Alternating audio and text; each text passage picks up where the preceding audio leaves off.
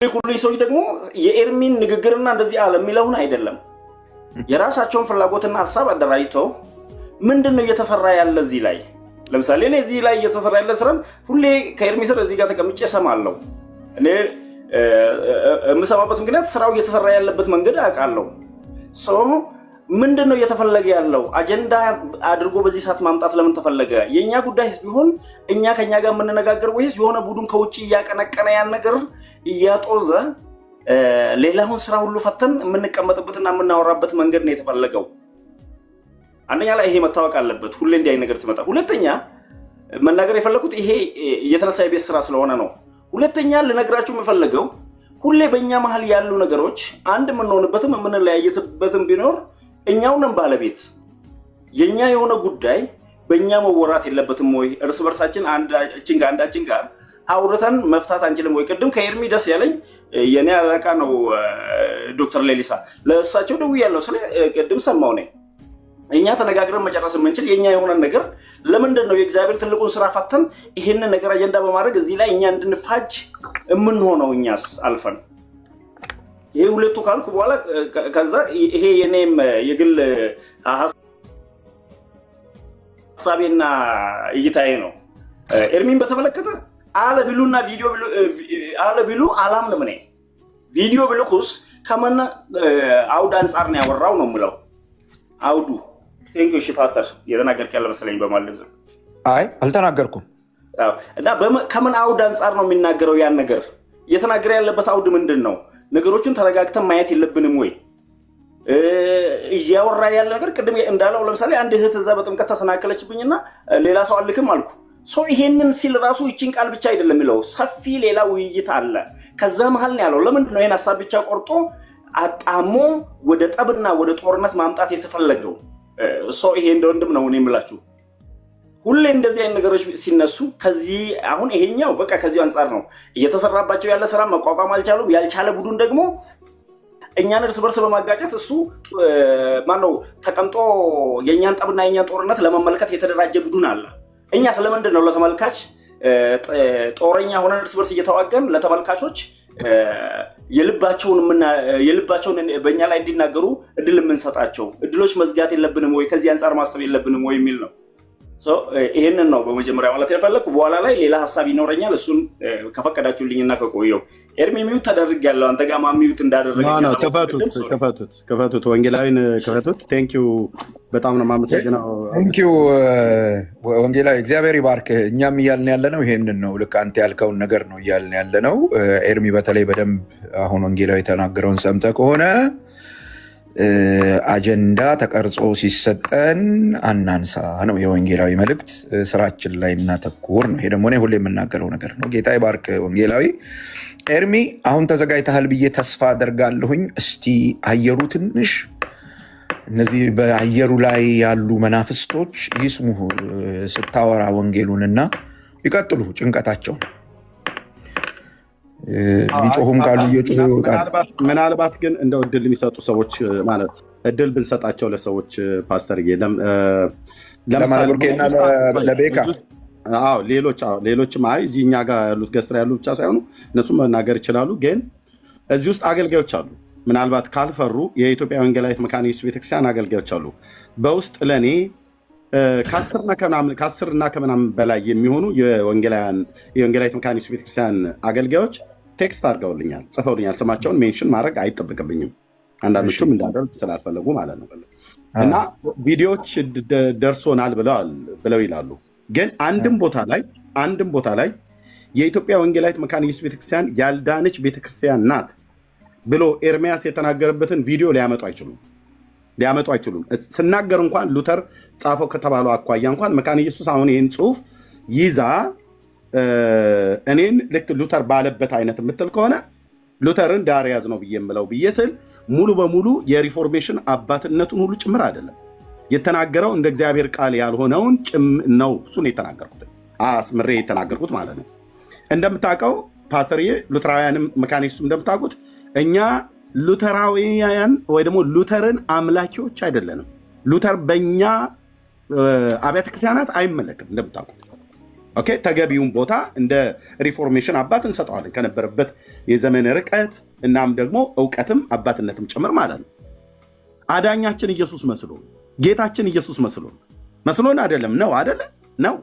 በወንጌላዊት መካነ ኢየሱስ ቤተክርስቲያን መድረክ ላይ የሚሰበከው የአብ ልጅ ኢየሱስ ነው ወይስ ሉተር ነው የሚሰበከው? የአብ ልጅ ኢየሱስ ነው።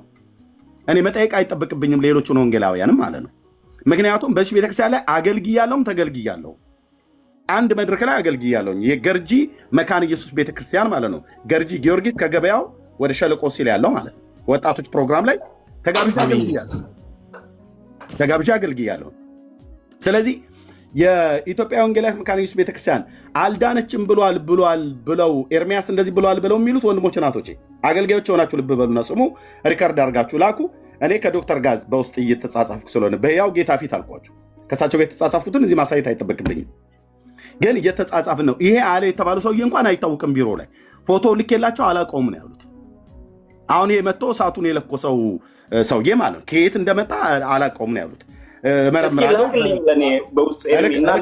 ወንጌላ እልክልሃለሁ ከአይ በላይም በውስጥ መስመር እልክልሃለሁ። አላውቀውም ነው ያሉት እና በየአጥቢያው ግን እጠይቃለሁኝ፣ በየማህበረ ምዕመናኑ እጠይቃለሁኝ ብለዋል። ጠይቀው ቪዲዮንም ልኬያለሁኝ፣ ሰዎች ሊንኩን ልከውልኝ ልኬያለሁኝ። የኔንም ቪዲዮ የደረሳቸው የተናገርኩትን ምንም ሳልጨምር ምንም ሳልቀንስ የስንፍና ንግግር የሚሆን አቋም የሚሆን የተባለውን ቀጥታ ለሳቸው ነግራቸዋለሁ። ደግሞ ሰምተውታል፣ ብዙዎችም ሰምተውታል።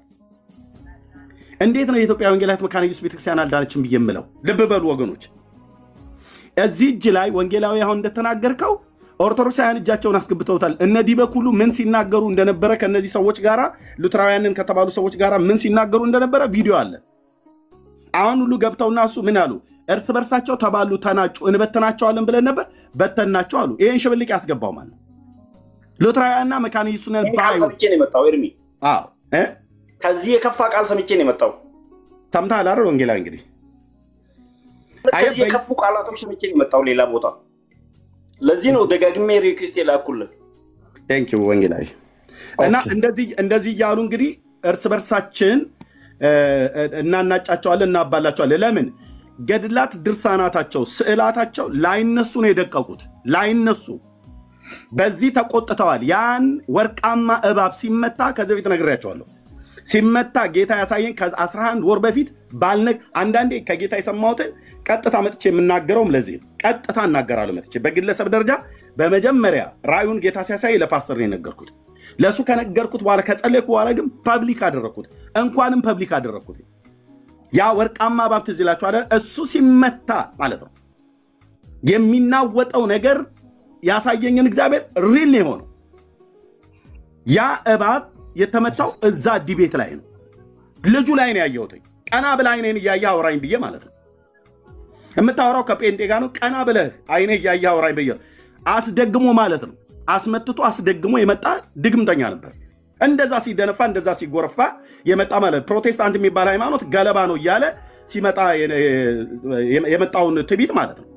የዛን ቀን እባቡ ተመታ። ከዛ በኋላ እኮ ከኦርቶዶክስ ተደርጎ የማይታወቅ ጭምብል ለብሰው ሁሉ እኮ ነው የዲቤት ጥሪ ያቀረቡልኝ። አሁን ደግሞ ሉተራዊ ነኝ ብሎ የሚል በቤተክርስቲያን ደረጃ አይዶኖ በሄድ ኦፊስ የማይታወቅ ነው።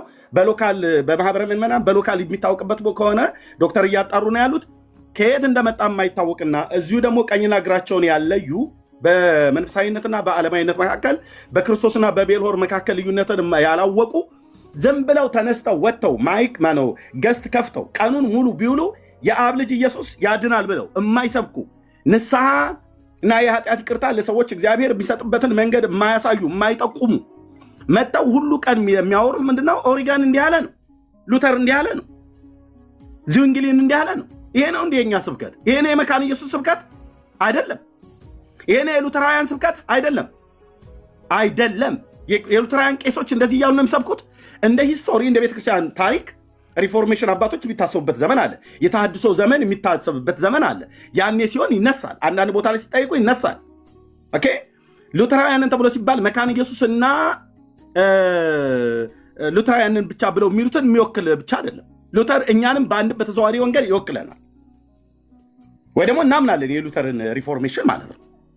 ግን የኛ የመሰረት ድንጋይ ሉተር ነው እንዴ? አይደለም። የማዕዘኑ ድንጋይ ሉተር ነው እንዴ? አይደለም። እኔ ወንድሞቼ አይደለም። እንደዚህ ከሆነ ሚና ይለያለሁ። አይደለም። የአብ ልጅ ይዤ ብቻዬን እቀራለሁ ማለት ነው አይደለም። እሱ የመሰረት ድንጋይ አይደለም፣ የማዕዘን ድንጋይ አይደለም። ሉተር፣ ጆን ካልቪን፣ የሪፎርሜሽን አባቶች የማዕዘን ድንጋይ አይደሉም። የቤተ ክርስቲያን ራስ አይደሉም። የቤተ ክርስቲያን መሰረት አይደሉም። የአብ ልጅ ነው መሰረቱ፣ የአብ ልጅ ነው የማዕዘን ድንጋዩ። ማንም ምንም የሚናገር የአብ ልጅ ምን ብለዋል?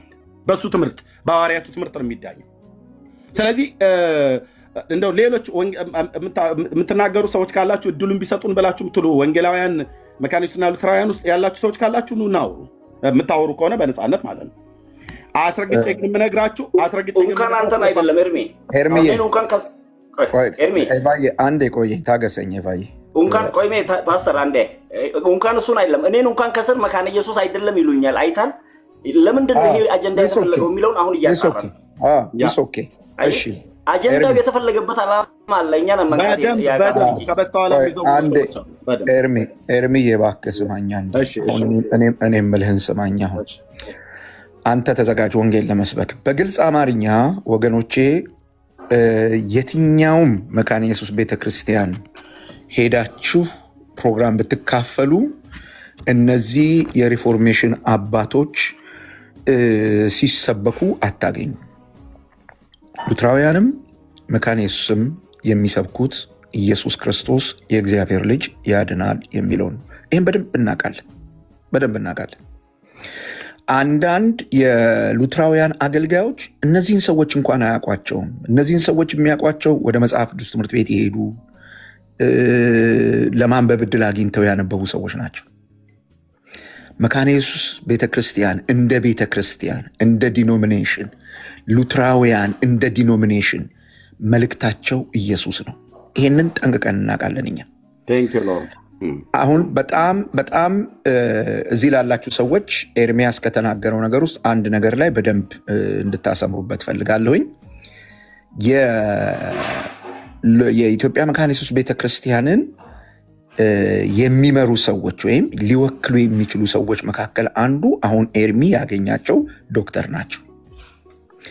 እዚህ ቲክታክ ላይ መጥቶ የሚያወራ ሁሉ ኤርሚያስ እኮ የወንጌላውያን ቤተ እምነትን አይወክልም፣ አንድ ወንጌላዊ ነው ባለበት አጥቢያ ውስጥ እግዚአብሔር ለወንጌል ጠርቶታል፣ የወንጌል መልእክት ያገለግላል። በዚህ ጥላ ስር ሆኖ ሲሰራ እናበረታታለን፣ ሲሰራ እንደግፋለን፣ ሲያበላሽ ተው ይህን ነገር አስተካክል እንላለን።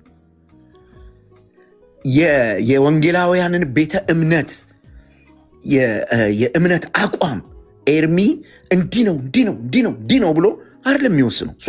እሱ ወንጌላዊ። ስለዚህ እዚህ ቲክታክ ላይ መታችሁ የምትናገሩ ሰዎች ለምሳሌ ወንጌላዊ መጥቶ ተናግሯል፣ ያለበትን አጥቢያ ነግሯቸዋል። እኔ ያለሁበት አጥቢያ አለ፣ የምንወክለው ያለንበትን አጥቢያ ነው። አጥቢያይቱ የሰጠችንን ኃላፊነት ነው።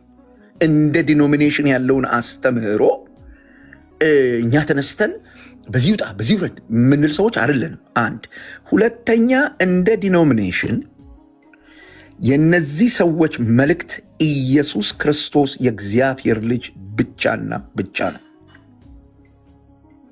ለሉተር አያጥኑም፣ ለሉተር አይሰግዱም። በእሑድ ስብከታቸው ሲያስተምሩ ምናልባት ምሳሌ ማውራት ኖሮባቸው ካልጠቀሱ በስተቀር ስሙም አይነሳም። ስለዚህ ወንጌላዊ እግዚአብሔር ይባርክህ። በጣም ጥሩ ነገር ነው የነገርከን። እኔ አሁን ኤርሚ ወደ አገልግሎት ከመግባቱ በፊት እኔ ሌሎች አገልጋዮችን መጥተው መናገር የሚያስፈልግ አይመስለኝም። ስራችን ላይ ወደ ስራችን እየተናገርን ወደ ስራችን መመለስ አለብን። በዚህ ልክ ጊዜና ቦታ እነሱ የሚፈልጉት ነው። በዚህ ልክ ጊዜና ቦታ አንሰጥም። አሁን ወደ ስራ መመለስ አለብን ነው እያልኩ ያለሁት።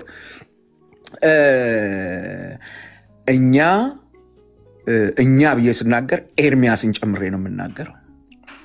የወንጌል አማኞች የሆንን ሰዎች የኢትዮጵያ መካነ ኢየሱስ ቤተክርስቲያን ወይም የሉትራን ቤተክርስቲያን አልዳነችም ብለን ተናግረንም አናቅም፣ አናምንምም። ስብከታቸው ኢየሱስ እንደሆነ እናውቃለን። በጌታ ወንድሞቻችን ናቸው። ለዚህ ነው ቅድም ቢኒ እንዳነሳ ዲቤት ላይ ከዲቤት ማምለጫ ተደርጎ ሊጠቀስለት ለማሳሳት ሲሞከር ወንድሞቼ ናቸው ብሎ ነው የመለሰው። ስለዚህ በቅንነት የምትሰሙ ሰዎች በዚህ አግባብ ስሙ። ከዛ በተረፈ ግን ስራ ልታስፈቱ የተሰማራችሁ ወገኖች ዛሬ ቁርጣችሁን ወቁ። ለመጨረሻ ጊዜ ነው የምንነግራችሁ። ሌላ ርዕስ ፈልጉ። በቃ ሌላ ርዕስ ፈልጉ። ይሄኛው ርዕስ ነቅተንበታል፣ አውቀናል፣ ባነናል። መልስ ይዘን አንመጣም ካሁን ወዲህ በጭራሽ። በቃ ነቅተናል፣ በቃ ብንን ብለናል። አሁን ዋናውን ነገር የተጀመረውን ያንን መሞት ያለበትን እባብ እንቀጠቀጣለን። አሁን በወንጌል እውነት እሱ መመታት አለበት። ብዙ ወንድሞች ብዙ እህቶች አሉን ወንጌል ሰምተው መዳን ያለባቸው። ብዙ ወንድሞች ብዙ እህቶች አሉን በወንጌል ተነክተው መዳን ያለባቸው።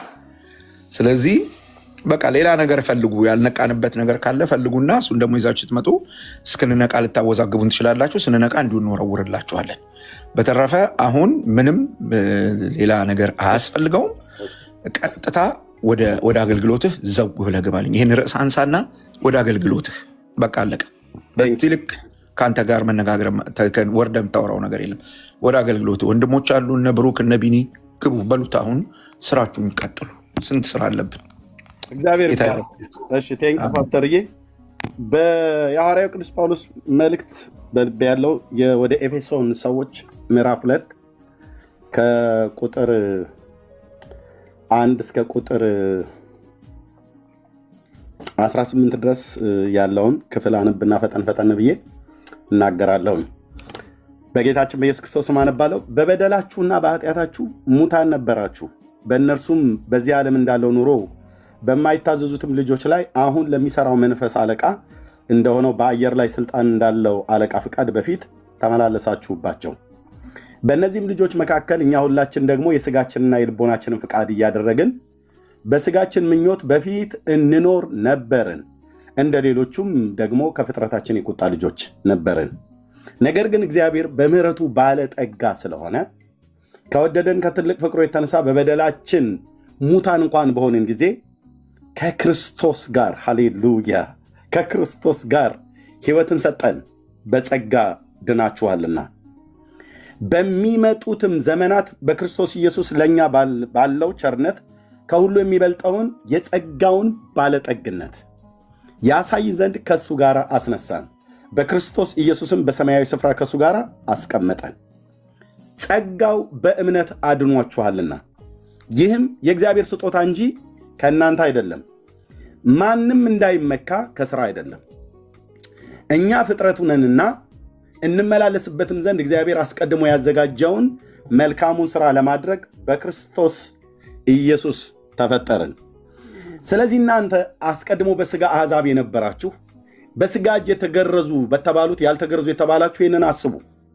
በዚያን ዘመን ከእስራኤል መንግሥት ርቃችሁ ለተስፋው ቃል ኪዳን እንግዶች ሆናችሁ በዚህ ዓለም ተስፋታችሁ ከእግዚአብሔርም ተለይታችሁ ያለ ክርስቶስ ነበራችሁ። አሁን ግን እናንተ በፊት ርቃችሁ የነበራችሁ በክርስቶስ ኢየሱስ ሆናችሁ በክርስቶስ ደም ቀርባችኋል። ክብር ለታረደው በግ ይሁንለት። አሁን ግን እናንተ በፊት ርቃችሁ የነበራችሁ በክርስቶስ ኢየሱስ ሆናችሁ በክርስቶስ ደም ቀርባችኋል። ወዴት? ወደ አብ ወደ እግዚአብሔር። እርሱ ሰላማችን ነውና ሁለቱን ያዋሃደ በአዋጅ የተነገሩትንም የትእዛዛትን ሕግ ሽሮ በመካከል ያለውን የጥልን ግርግዳን በሥጋው ያፈረሰ፣ ይህም ከሁለታቸው አንድን አዲስን ሰው በራሱ ይፈጥር ዘንድ ሰላምንም ያደርግ ዘንድ ጥልንም በመስቀሉ ላይ ገሎ በእርሱ ሁለታቸውንም በአንድ አካል ከእግዚአብሔር ጋር ያስታርቅ ዘንድ ነው። መጥቶም ይሰመርበት እዚህ ላይ መጥቶም ክርስቶስ የአብ ልጅ መጥቶም ርቃችሁ ለነበራችሁት ለእናንተ ለአሕዛብ ማለት ነው። ለኤፌሶን ቅዱሳን የተጻፈው ለእናንተ ርቀው የነበሩት አሕዛብ ማለት ነው። ለእናንተ ሰላምን ቀርበውም ለነበሩት ሰላምን የምስራች ብሎ ሰበከ። በእርሱ ሥራ ሁላችን በአንድ መንፈስ ወደ አብ መግባት አለንና የጌታችን የኢየሱስ ክርስቶስ አምላክና አባት የሆንክ የብርሃናት ሁሉ ምንጭ በዘላለም ተራሮች ላይ ሆነ በድንቅ የምታበራ ማንም ሊቀርበው በማይችል ብርሃን ውስጥ ለዘላለም የምትኖር በልጅ በክርስቶስ ኢየሱስ በኩል ራስን የገለጥክልን ከአብ በቀር ወልድን የሚያውቀው የለም፣ ከወልድን በቀር አብን የሚያውቀው የለም ተብሎ እንደተጻፈ ልጅ ኢየሱስ ክርስቶስ መጥቶ የተረከልን የጌታችን የኢየሱስ ክርስቶስ አምላክና አባት ቅዱስ እግዚአብሔር አብ ለዘላለም ስም ይባረክ። ልጅን ኢየሱስ ክርስቶስን ልከህ ልታድነን ቤዛ ሊሆን በመስቀል ላይ እንዲሞት ለሰው ልጆች ሁሉ በደልና ኃጢአት ቅጣታችንን እንዲቀጣ አድርገሃልና እናመሰግንሃለን። የዘላለም ሕይወትን በልጅ በክርስቶስ ኢየሱስ በኩል እንድናገኝ ይህንን አድርገሃል። ልጅህን ልከሃል። ነፍሳችንን ከታችኛይቱ ከሲኦል ልታድናት ልጅ መጥቶ ምትካዊ ቤዛነትን ምትካዊ ሞታችንን ሞቶልናል። በእርሱ በማመን የኃጢአት ይቅርታዬን አግኝቻለሁ። እዚህ ያሉ ወንድሞቼ አግኝተዋል። ነፍሳችን አርፋለች። ወደ እሱ በመጣጋታችን የሕይወትን ውሃ ምንጭ ጠጥተናል። የማይደርቀውን ሃሌሉያ የማይደርቀውን መንፈስህን ከውስጣችን አፍልቀዋል። የሕይወት ውሃ ወንዝ ከሆዳችን ፈልቋል። ይፈልቃል ብሎ እንደ ጮኸ ልጅ አዎ ፈልቋል። እናመሰግናለን። ለዘላለም ስም ይባረክ። ልጆች ተብረን መጠራታችን ሳያንስ በመንግስት ውስጥ ደግሞ እንድናገለግል ጸጋን ስላበዛህልን ምሕረትን ስላገለልክልን እናመሰግናለን። ለዘላለም ስም ይባረክ። ኢየሱስ ክርስቶስ የሁል ጊዜ ስብከታችን ነህ። ኢየሱስ ክርስቶስ የሁል ጊዜ የዓይናችን ማረፊያ ነህ። የቤታችን ትንሣኤ ነህ። የሁል ጊዜ ትንሣኤያችን ነህ። የሁል ጊዜ ስብከታችን ነህ። በበጋ በክረምት በማግኘት በማጣት በሀብታሞች ፊት በባለስልጣን በታላላቆች በታናናሾች በሚጠይቁን በእናቶቻችን በአባቶቻችን በትውልድ ሁሉ ፊት የማናፍርብህ የምስራቻችን ነህ። አንተን ሰው በማመን ከዘላለም ፍርድ እንደሚድን አድነህን ያድናል ብለን እንናገራለን። አትርፈህን ያተርፋል ብለን እንናገራለን። አስመልጠህን ያስመልጣል ብለን እንናገራለን። ባሪያህ ዳዊት እንደተናገረ እግዚአብሔር ያዳናቸው ከጠላቶቻቸውም እጅ ያዳናቸው ይናገሩ ተብሎ ባሪያህ እንደተናገረ አዎ አድነህን። አንተ ከጨለማው ስልጣን አድነህን ወደ ፍቅር ልጅ መንግስት ያፈለስከንን አዳኙ አንተ ነህ ብለን በዚህ ትውልድ መካከል እንናገራለን። አንተ በሰጠህን ጸጋ፣ አንተ በሰጠህን መንፈስ፣ አንተ በሰጠህን ዘመን፣ አንተ በሰጠህን አንደበት በተኮላተፈ አንደበት እንናገራለን። ማዳን ያንተ ነው፣ ጥበብ ያንተ ነው፣ ኃይል ያንተ ነው። እግዚአብሔር በልጅ በኢየሱስ ክርስቶስምና ስልጣን አሁንም እጸልያለሁ። ጌታ እግዚአብሔር ሆይ መጥቶ ርቀውም ለነበሩት ለአሕዛብ ሰላምና የምስራችን ቀርበውም ለነበሩት ለአይሁዳውያን ሰላምን የምስራች ብሎ የሰበከው የልጅ ወንጌል ከፀሐይ መውጫው እስከ መጥለቂያው ድረስ እንዲናኝ ለነዛ አባቶቻችን ሐዋርያት የማይለወጠውን ሃሌሉያ የማይለወጠውን ለዘላለም የሚሆነውን ድነት የማይለወጠውን ወንጌል በእጃቸው አስይዞ ከፀሐይ መውጫ እስከ መጥለቂያው ድረስ ላከው ተብሎ የተባለው እኔ እጅ ላይ ደርሷል። ወንድሞቼ እጅ ላይ ደርሷል። የእኛን ሕይወት አድኗል። የእኛን ሕይወት ነክቷል። የእኛን ሕይወት ቀይሯል። እግዚአብሔር የሰዎችን ሕይወት በልጁ በኢየሱስ ክርስቶስ ሞት ሲያምኑ ይለውጣል፣ ያድናል፣ ይታደጋል ብለን የዳዊትን ልጅ የአብን ልጅ እንሰብካለን። ኢየሱስ ለዘላለም የሚያድን ጌታ ነው። ያድናል። ጌታዬ ታድናለህ፣ ትታደጋለህ። እኛ የምሕረትህ ሰርቶ ማሳያዎች ነን። ከምሕረትህ ባለጠግነት የቀመሰ እረኛ ነው እዚህ የሚያወራህ። በጸጋህ ባለጠግነት የዳነ እረኛ ነው እዚህ የሚያወራው። ጌታ ኢየሱስ ለዘላለም ስም ይባረክ። በፍቅር ባለጠግነት ሊመተር ሊገመት ሊለካ በማይችል በአንተ ዘላለማዊ ፍቅር የተወደድን ሰዎች እነዚህ ያለ ነው። ስለዚህ እንሰብካለን። የፍቅርን ባለጠግነት እናወራዋለን። የጸጋን ባለጠግነት እንናገራለን። የምሕረትን ባለጠግነት እናወራለን። ኃጢአተኞችን ኢየሱስ ይወዳል ብለን እንላለን። ኃጢአተኛውን ኢየሱስ ይወዳል ብለን እንላለን። ታድናለህ። ልጄ ሆይ ደግመሽ ኃጢአትን አትስሪ፣ በሰላም ወደ ቤትሽ ሂጂ ብለህ ያልክ የምታሰናብት በምሕረት የምታሰናብት ምረህ አድነህ ይቅር ብለህ በቁጣ አይነት ሳይሆን በፍቅር አይነት አይተህ የላካቸው ያዳንካቸው ዘኪዮስ ቤት የገባህ ኢየሱስ እኔ ቤት ገብተሃል። ዘኪዮስ ቀራጩ ቤት የገባህ ኢየሱስ እኔ ቤት ገብተሃል። ወንድሞቼ ቤት ገብተሃል። እኔ ህይወት ውስጥ ገብተሃል። ወንድሞቼና እህቶቼ ህይወት ውስጥ ገብተሃል። ታሪካችን ተለውጧል። ታሪካችንን ለውጠኸዋል። አዳኙን አንተን እንናገራለን። ይህንን እየተናገርን የሚያስቆመን ኃይል አንዳች የለም። ክብርና ገናነት ለታላቁ ለስም ይሁን። ጊዜያችን በስምህ ባርክልን። በኢየሱስ ክርስቶስ ያው ስም ጸለይን፣ አሜን። ጸልያለሁ እግዚአብሔር ሆይ በኢየሱስ ስም ይህንን ሊቋቋም የሚችል የጨለማው ዓለም ገዢ መልእክተኞች፣ የክፋት መንፈሳዊያን ሰራዊት ስጋ ለባሾችን ተጠቅመው ከምስራቅ ከምዕራብ ከሰሜን ከደቡብ ከአራቱም የዚች ፕላኔት ላይ የሚነሱ ከጨረቃ ላይ ቢነሳ ከጁፒተር ላይ ቢነሳ በሚልኪ ዌይ ጋላክሲ ውስጥ የተቀመጡ ቅዱስ ጳውሎስ በኤፌሶን መልእክት ላይ በአየር ላይ ስልጣን ያላቸው አለቆችን በስምህ እገጥማቸዋለሁ። ሁሌ እንደምጸልይ ሁሌ ይህን ድፍረት ስለሰጠኝ አለቃው መንፈስ ከአየር ላይ ተወግቶ በስምህ በኢየሱስ ስም የወደቀ ይሆን። ትእዛዝ ከሚሰጥበት ከፍታ ላይ የጨለማው ዓለም ገዢ ነኝ ቢሎ የሚለው አለቃው መንፈስ በስምህ ጉልበት የተመጋ ይሆን። በስምህ ጉልበት የተሰበረ ይሆን። በስምህ ጉልበት ዙፋኑ ይደፋ። በስምህ ጉልበት መረቡ ይበጣጠስ። በስምህ ጉልበት በልጅ በኢየሱስ ክርስቶስ ወንጌል ላይ የተነሳ እግዚአብሔር በስምህ ጸልያለሁ። አየሩን፣ ምድሩን፣ ተራራውን፣ ሸለቆን፣ ነገስታቱን ሁሉ ይዣለሁ ብሎ የሚል ባህሩን፣ ተራራውን፣ ወንዞቹን፣ ምንጮቹን ይዣለሁ ብሎ የሚል ክፉ ትምህርትን እያመጣ ሰው በኢየሱስ ክርስቶስ በማመን እንዳይድን በዚህም ብታምን ትድናለህ ብሎ የሚል ከጌታ ከኢየሱስ ክርስቶስ ወንጌል ያ ታላቅ ሐዋርያ ከሰበከው ከጳውሎስ ቃል ከአፉ ከወጣው ቃል ከወንጌል ቃል የተለየን ወንጌል የሚሰብክ በጌታ በኢየሱስም ከከፍታው ላይ አለቃው መንፈስ ጉሮሮው የተረገጠ ይሆን። ኢየሱስ የተረገጠ ይሆን። ሕዝብ ከመንግስቱ ያምልጥ። ሕዝብ ከጉያው ያምልጥ። ሕዝብ ከእባቡ ስራት ያምልጥ። ሕዝብ ከዘንዶ አፍ ይተፋ። ሕዝብ ከዘንዶ አፍ ይተፋ። በባቢሎን ላይ ቤልን እቀጠዋለሁ ካፉ የሚያወጣውን አስተፋዋለሁ ብለህ ያልክ ኃያሉ ጌታ ክንደ ብርቱ ጌታ በጠነከረች እጅህ ሌዋታንን የቀጣህ የእግዚአብሔር ልጅ ኢየሱስ እጸልያለሁ። አፉን የከፈተ ዘንዶ፣ ጭፍሮችን የሚልክ ዘንዶ ኢየሱስ ወንጌሉ ሲነገር በምስራቅና በምዕራብ ሌላ የቤት ሥራ ሰጥቶ ይህንን የወንጌል እውነት ሊያዳፍን እንደ ሎጥ ሚስት ወደኋላ እንድንመለከት የሚያደርግ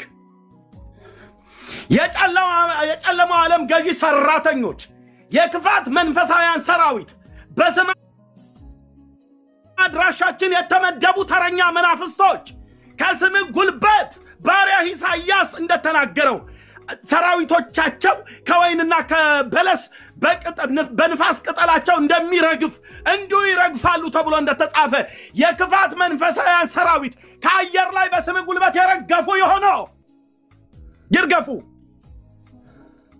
ይርገፉ። የምሕረትና የማዳንህን ወንጌል ስንናገር በአንድም በቅርብም በሩቅም ትእዛዝ የሚሰጡ ሊያውኩ የመጡ በኢየሱስ ክርስቶስምና ስልጣን የተመቱ ይሆኑ። እግዚአብሔር ሆይ በጽዮን የምትኖር ሕዝቤ ሆይ አሦር በበትር ቢመታህ ግብፅም እንዳደረገብህ ዘንጉም ቢያነሳብህ አትፍራው። የሰራዊት ጌታ እግዚአብሔር ምዳማውያንን በሔሬብ ዓለት በኩል እንደመታ እንዲሁ ጅራፍ ያነሳበታል ተብሎ በቃልህ እንደተጻፈ አሁን በክፋት መንፈሳውያን ሰራዊት ላይ ሞትን ድል ባደረገ ለማዳም በሚበረታ በሁለት ወገን የተሳለ ስለታም ሰይፍ ካፉ በሚወጣ አይኖቹ የእሳት ነበልባል በሆኑ በልጅ በኢየሱስ ክርስቶስ የስም ስልጣን የጨለማው ዓለም ገዢዎች የተቃጠሉ ይሁኑ። የቁጣህ ጅራፋውን በእነሱ ላይ ይንደድ።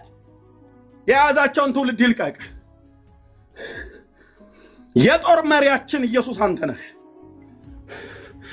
ውጣና ስበክ ያልከኝ አንተ ነህ። ውጡና ስበኩ ያልከን አንተ ነህ። የላከን አንተ ነህ። አንተ ልከን ስለ አንተ እናወራለን። ስለ አንተ ልናወራ ስንነሳ ስለ ሌሎች እንድናወራ የቤት ሥራ ሊሰጡን ባሉት ላይ እግዚአብሔር ሆይ ጥበብን ጨምረህልን ጳውሎስ ሐሳቡን አልስተውም ብሎ እንዳለ የሰይጣንን ሐሳቡን እንዳንስተው የሰነፎች ሰዎችን ሐሳብን እንዳንስት ማስተዋልን ሰጥተን ወንጌሉን እንድንሰብክ ጌታዬ ኢየሱስ አሳይተኛል። ያንን ሕዝብ አሳይተኛል። ወደ ፍጻሜ ታመጣዋለህ፣ ታድነዋለህ። እያዳንከው ነው። ሶሻል ሚዲያው አይደለም፣ ምድሪቱ በዚህ የወንጌል እውነት ትናጣለች። ጀምረሃል፣ ማንም አያስቆምም። ጀምረሃል። ማዳን ያንተ ነው፣ ጥበብ ያንተ ነው። በእያንዳንዱ ቤት ትንንሽ ዲቤቶች አሉ። ባል ከሚስት፣ ልጆች ከወላጆች እየተነጋገሩ ነው። እግዚአብሔር ለዘላለም ስም ይባረክ። አዳኙ አንተ ነህ፣ አንተ እንሰብካለን። ምሕረትህና ቸርነትህ ጸጋ ስለበዛህልን ተመስገን። ጊዜያችን በስም የተባረከ ይሁን። ይህንን እንድናገለግል ኃይልና ስልጣንን የምትሰጠን ጥበብና መረዳትን የምትጨምርልን የሥላሴ ሦስተኛው አካል የሆንከው ጌታ መንፈስ ቅዱስ ስምህ ለዘላለም ይባረክ። አንተ አቅማችን ነህ፣ አንተ አቅሜ ነህ፣ አንተ ጥበቤ ነህ፣ አንተ ትምህርቴ ነህ፣ አንተ መገለጤ ነህ። የኔ አባት ለዘላለም ስም ይባረክ። ገናንነትና ክብር ሞገስና ኃይል ከዘላለም እስከ ዘላለም ለታረደው በግ ይሁንለት በኢየሱስ ክርስቶስ ሕያው ስም አሜን፣ አሜን። ተባረኩ ወገኖቼ። በዚህ በኤፌሶን መልእክት ላይ በጣም አሜን። በዚህ በኤፌሶን መልእክት ላይ ብዙ ጊዜ ወገኖች ተናግረዋል። አጭር ቃል ነው የምናገረው፣ አጭር ብቻ። ኦ ጌታዬ ስም ይባረክ። አባት ቴንኪው ፓስተርዬ፣ ወደዚህ ግባ ብለህ አልከኝ። ቴንኪው ሰየኔ ጌታ። ምንድነው በጣም ብዙ ጊዜ ተሰብኳል። በተለይ ቁጥር 17 እና 18 ላይ መጥቶም ይላል። በተለይ ቁጥር 17 ላይ መጥቶም ማን የመጣው? ተክለ ሃይማኖት አይደለም። ማን የመጣው? ሚካኤል አይደለም። ማን የመጣው? ገብርኤል አይደለም። ማን የመጣው? አብርሃም አይደለም። ሳሙኤል አይደለም። ነቢዩ ሙሴም አይደለም። ማን የመጣው? የሽዋሁ አዶን የእግዚአብሔር ልጅ ኢየሱስ ማለት ነው። ከየት ነው የመጣው? ከሰማያት ነው የመጣው። ከሰማያት መጣ። እንደ ተስፋ ቃሉ ከዳዊት ዘር ተወለደ። ሰው ሆነ። መሲሁ አምላክ ሰው ሆነ። ከሰማያት ነው። መጥቶም እርቃችሁ ለነበራችሁት፣ ለኤፌሶን ቅዱሳን ሲጽፍ እርቃችሁ ለነበራችሁት የራቁት አሕዛብ ናቸው። በተለይ ቁጥር 11 ላይ ከፍ ብላችሁ ስታነቡት በዚያን ዘመን ብሎ ይላል። በተለይ ቁጥር 11 እና 12 ላይ ስለዚህ እናንተ አስቀድሞ በስጋ አሕዛብ የነበራችሁ፣ ለኤፌሶን ቅዱሳን የጻፈላቸው ኤፌሶናውያን እንግዲህ ግሪኮች ናቸው። እነሱ ቀጥታ አይ ቲንክ ግሪክ ወይ ቱርክ እንደዚህ መስለኝ ማነው ቱርክ መሰለችኝ ያደሆነ ኤፌሶን ወይ ግሪክ ወይ ቱርክ ይምጣጡብኛል። ኦኬ ሎኬሽኑን መፈለግ ትችላላችሁ። ጂኦግራፊ ላይ እንኳን ብዙ ጎበዝ ነበርኩ ማለት እችላለሁ። ግን ኤኒዌይ ለኤፌሶን ቅዱሳን አሕዛብ ናቸውና አስቀድሞ በስጋ አሕዛብ የነበራችሁ በስጋ እጅ በተገረዙ የተባሉት በስጋ እጅ የተገረዙ በተባሉት ያልተገረዙ የተባላችሁ ይህንን አስቡ ይላል። አዎ ቱርክ ናታ። ቴንኪው ተባረኩ። ስለዚህ እናንተ አስቀድሞ በስጋ አሕዛብ የነበራችሁ፣ አሕዛብ የተባለው ኔሽን ብሎ የሚለው ከእስራኤል ቤት ውጪ ከ12ቱ ነገደ እስራኤል ከያዕቆባውያን ውጪ የሆኑት አሕዛብ ተብሎ ይጠራሉ። የግርዘትን ኪዳን ያልተቀበሉ አሕዛብ ተብሎ ይባላሉ። በስጋ መገረዝን የማይገረዙ አሕዛብ ተብሎ ይባላሉ።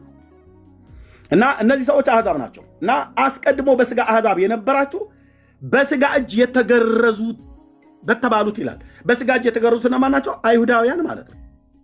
እስራኤላውያኑ ያዕቆባውያኑ በስጋ እጅ የተገረዙ ናቸው።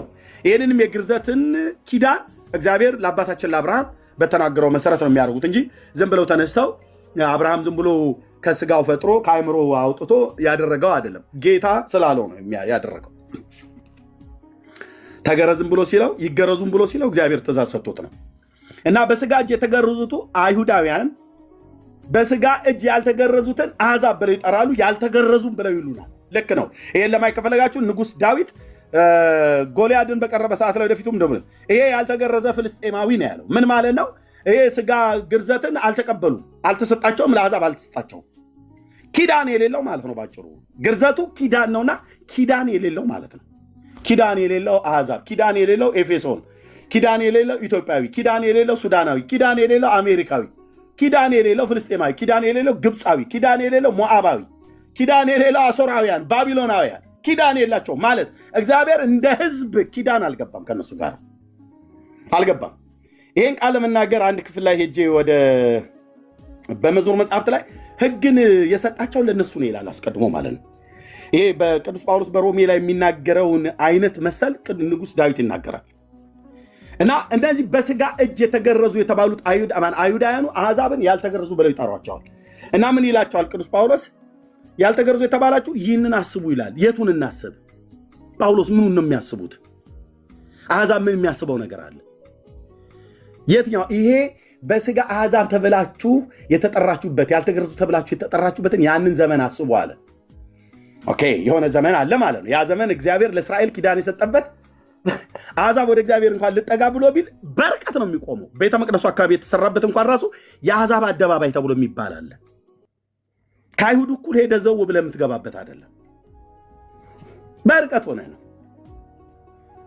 ማንም ከምድር ዳርቻ መጥቶ በዚህ ቢጸልይ እኔ በዚህ ጸሎቱን ሰማለሁ ብሎ ሲል ሰለሞን ቤተ መቅደሱን በሰራለት ሳለ ጌታ በዛ በገባዖን ኮረብታ 2 ጊዜ ተገልጦለት ለሰለሞን ይህን ሲሰጠው አሕዛብ መጥቶ ቢቆም እንኳን እዛ ቤተ መቅደሱ አካባቢ ላይ ቤተ መቅደስ ላይ በርቀት ሆኖ የሚጸልዩበት የአሕዛብ አደባባይ ተብሎ ይባላል።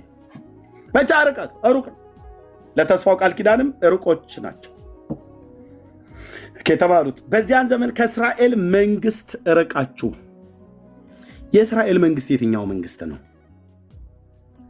የእስራኤል መንግስት ራቀን አልራቀን ከፖለቲካው መንግስት ማለቱ ነው። የፖለቲካ መንግስት ነው የእስራኤል መንግስት። ኦኬ፣ አዎ የፖለቲካ መንግስት የሆነበት አለ፣ የፖለቲካ መንግስት ደግሞ ያልሆነ አለ። እኔ እዚህ ጋር እንደሚገባኝ በኋላ ፓስተር ካለ ልታስተካክሉ እንችላላችሁ። ይሄ ከእስራኤል መንግስት ርቃችሁ ብሎ የሚለው የፖለቲካው መንግስት ሳይሆን እግዚአብሔር ለዳዊትና ለልጆቹ በጨው ቃል ኪዳን አድርጎ የሰጠው አንድ መንግስት አለ። ሁለተኛ ዜና መጽሐፍ ምዕራፍ 13 ማለት አንደኛ ዜና መጽሐፍ ምዕራፍ 13 ቁጥር 8 ላይ አለ ማለት ነው። ቁጥር 5 ቁጥር 8 ላይ አለ እና ይሄ መንግስት ራሱ የእግዚአብሔር መንግስት ነው። የእግዚአብሔር መንግስት ነው። ከዚህ ይህንን የእግዚአብሔር መንግስት ነው ለዳዊትና ለልጆቹ ጌታ የሰጠው። አባዬ የዳዊት መንግስት የፖለቲካ መንግስት አይደለም። ብዙ ሰዎች የፖለቲካ መንግስት መስሎ ስትሰብኩ ኖራችኋል። የዳዊት መንግስት የፖለቲካ መንግስት ሳይሆን የራሱ የእግዚአብሔር መንግስት ነው እና ከዚህ መንግስት ይመስለኛል ከእስራኤል መንግስት ርቃችሁ ለተስፋው ቃል ኪዳን እንግዶች ሆናችሁ በዚህ ዓለም ተስፋታችሁ ከእግዚአብሔርም ተለይታችሁ ያለ ክርስቶስ ነበራችሁ ይላል። አሕዛብን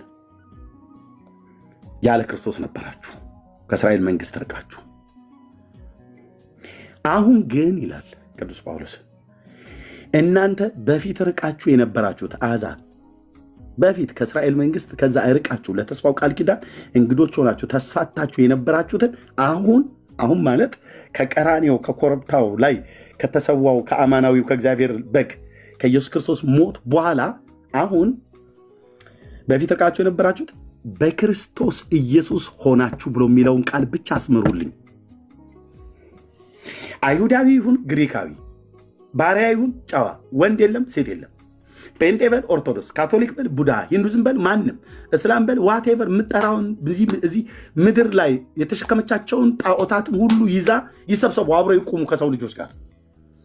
ወደ እግዚአብሔር መቅረብ ከፈለግ አሁን እናንተ በፊት ርቃችሁ የነበራችሁ አሁን ግን እናንተ በፊት ርቃችሁ የነበራችሁ በክርስቶስ ኢየሱስ ሆናችሁ በክርስቶስ ደም ቀርባችኋል። ወዴት? ወደ እግዚአብሔር መንግስት ማለት ነው። ወዴት? ወደ እግዚአብሔር አብ ፊት ማለት ነው። በጉ ቀራንዮ ኮረብታ ላይ ታርዶ ደሙን ያፈሰሰው ስጋውን የቆረሰው ወደ ማን ሊያቀርበን ነው?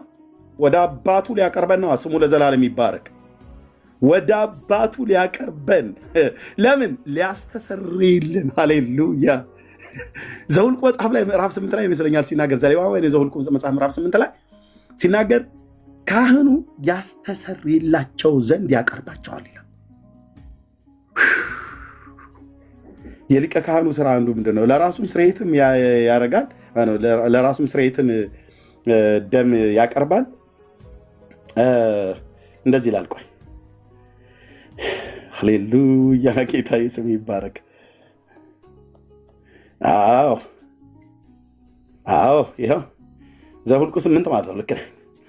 እግዚአብሔር ሙሴን እንዲህ ብሎ ተናገረው። ቁጥር 5 ከእስራኤል ልጆች መካከል ሌዋውያንን ወስደህ አንጻቸው፣ ታነጻቸውም ዘንድ እንዲህ ታደርግላቸዋለህ።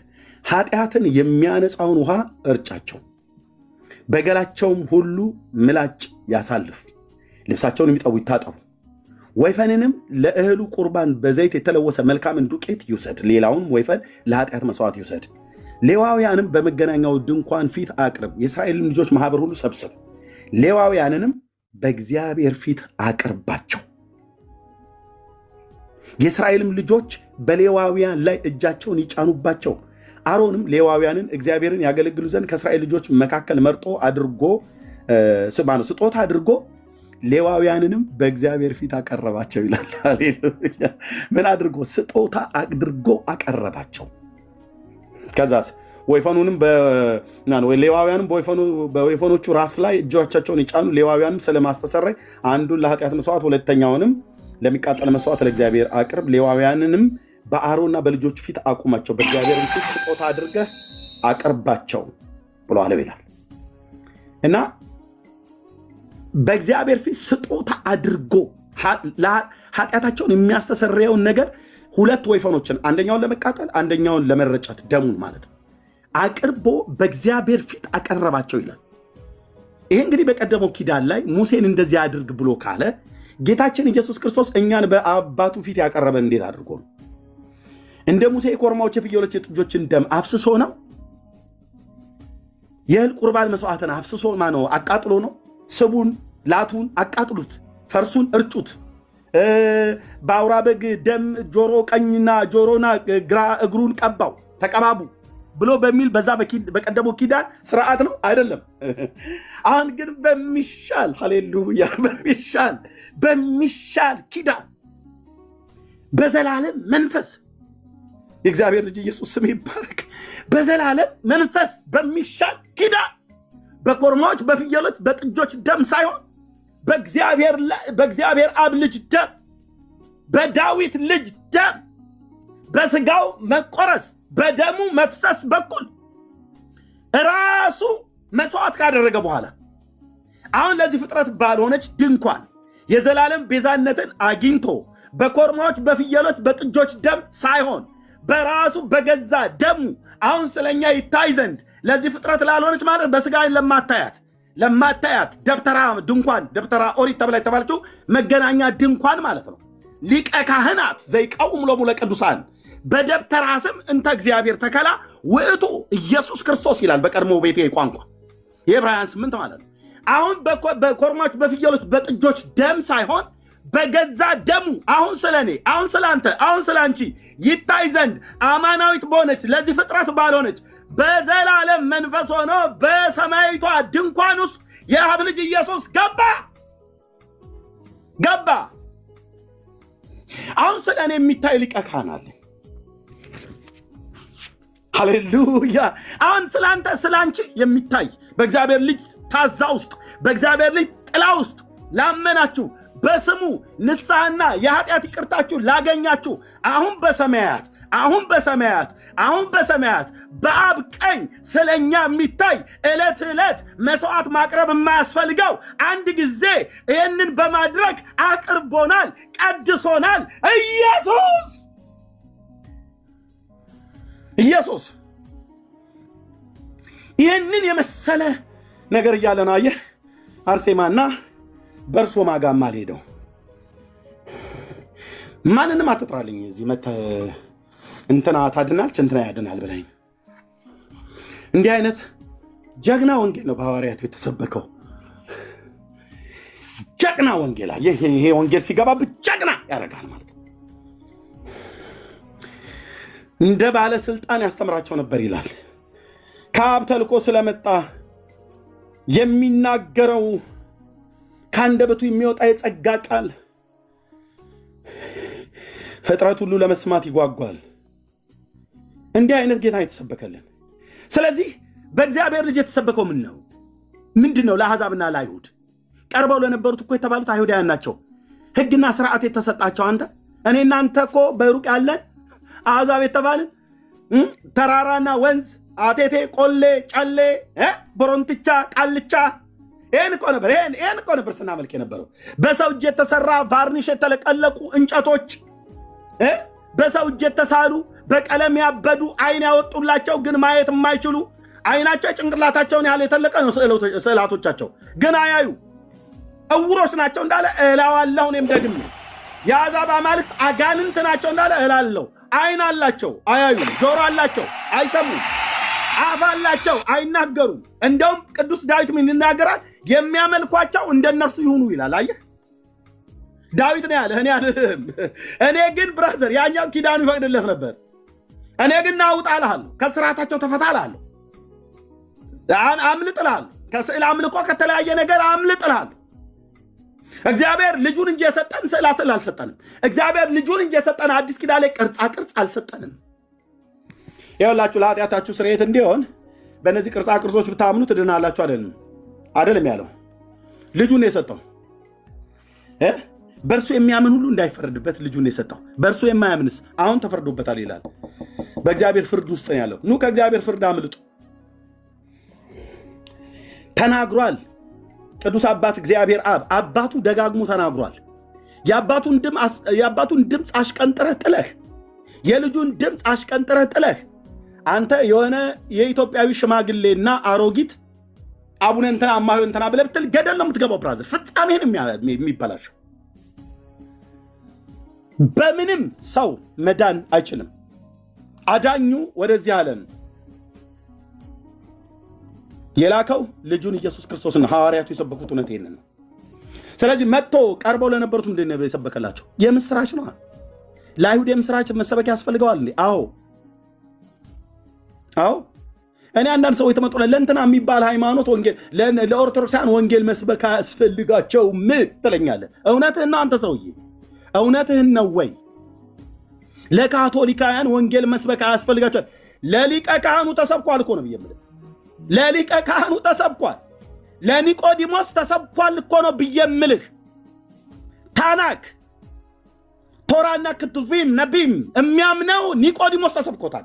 ስለ ዳግም መወለድ ተሰብኮታል። ሃይማኖት የነበረውን ሕግ የተሰጠውን ፈሪሳዊውን ኒቆዲሞስ ተሰብኮታል። የእኛንም ዘመን ፈሪሳውያን ሰብካለሁ እኔ። ግብዝ የሆነ ፈሪሳዊ ማለት ነው። ኦርቶዶክሱን ካቶሊክ፣ ሉትራውያኑን መካነ ኢየሱስ፣ ፔንቴኮስታሉን ማንም፣ ካቶሊኩን ዋቴቨር፣ አይሁዱን ማንም ይሰበካል። ተሰብኳል። እነ ጴጥሮስ እኮ የሰበኩት ብራዘር ለአይሁዳውያን ነው። ጳውሎስ ላልተገረዙት፣ ጴጥሮስ ደግሞ ለተገረዙት እኮ ነው ያለው አይደል? ለጴጥሮስ ለተገረዙት ሐዋርያ ሊሆን የሰራ ለእኔ ደግሞ ለአሕዛብ ሃሌሉያ ለአሕዛብ ሐዋርያ እንዲሆን ሰርቷል ይላል። ጴጥሮስ ለምደው ኢየሩሳሌም የቀረው አንተ ትዳር አለህና ከሚስት ጋር እዚሁ ጊዜ አሳልፍ ብለውት ነው እንዴ? የማን ጎፈሬ ነበር ሲያበጥር የነበረው ጴጥሮስ? ኢየሩሳሌም ቀርቶ ኪዳን ላለው ሕዝብ አይደለም እንዲህ ወንጌል የተሰበከው? ኪዳን ላለው ትውልድ አይደል እንዴ? ኢየሱስ ከሙታን ተነስቷል፣ እኛ ምስክሮች ነን። እናንተ ግን በእንጨት ላይ ሃሌሉያ በእንጨት ላይ ሰቅላችሁ ገደላችሁት። እግዚአብሔር ግን የሞትን ጣር አጠፋው እና ሞት ይዘው ዘንድ አልቻለም። ስለዚህ አስነሳው። ለዚህም ምስክሮች ነን። ምን አድርጉ ነው የምትሉን? ጴጥሮስ ንስሐ ግቡ። እንደዛ አይደል የሰበከው?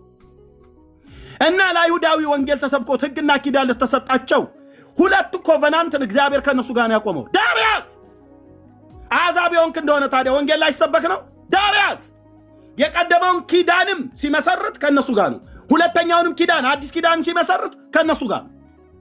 አየህ፣ አዲስ ኪዳንን የተጋባውን ሕዝብ እናንተ ወንጌል አያስፈልጋቸውም፣ እነሱ ወንጌል አያስፈልጋቸውም። ጴጥሮስ ሂዱና ከአሕዛብ ጀምሩ አለ እንዴ? ኖ፣ አስቀድማችሁ ወደ ጠፉት በጎች ሂዱ፣ ወደ ሰማርያውያን መንደር አትግቡ ያለ። ወደ ሰማርያውያን አትግቡ፣ ወደ ጠፉት ወደ እስራኤል ቤት በጎች ሂዱ እንጂ።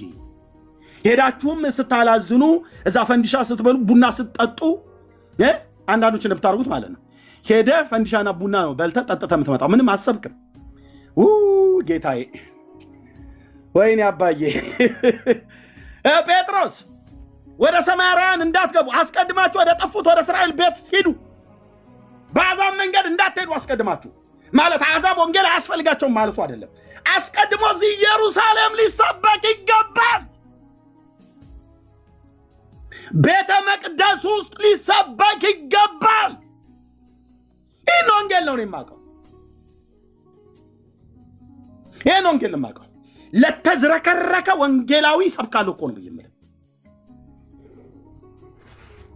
ጫና ረከው የሚያሳልከኝ ፓስተር በልቄስ፣ ጳጳስ በልሼካ፣ ራባይ በል ዋቴቨር እሱን እኔ ቢዝነስ አይደለም። እንደ አባት አክብሬያቸው ይሄንን ማዳን ግን ሰብካለሁ። ጀምር፣ እዚሁ ጀምር። ከየት? ከኢየሩሳሌም። እንዴ ኢየሩሳሌም እኮ ቤተ መቅደሱ እኮ አለ፣ የዘሩባቤል። አዎ አለ፣ ቤተ መቅደሱ ስላለ ህንፃው ስላለ ህንፃው አይሰብክ፣ ሰበክ ነው። ኦኬ በጌታ ምሪት እንደሄዱ ነው እኔ የምረዳው። የሐዋርያት ሥራ መጽሐፍ ምዕራፍ 9 ምዕራፍ 3 በጌታ ምሪት እንደሄዱ ነው። አሁን ጳውሎስ አሁን እውነት ነገሩ እንደ አይሁዳዊ የመንጻትን ፕሮግራም ማድረግ አለበት። ፀጉሩ ለመላጨት እኮ ገባ ይላል። ሃሌሉያ! ፀጉር የመላጨትና ያለመላጨት ጉዳይ አይደለም። ዋናው እሱም ራሱ ስርዓት የተሰጠበት ሪዝን አለ፣ ምክንያት አለ። እነዛ በዓላት ዘሌዋውያን 23 ላይ ሲሰጥ የተሰጠበት ሪዝን አለ። ፀጉሩን ሊላጭ ገባ አይደል ጳውሎስ?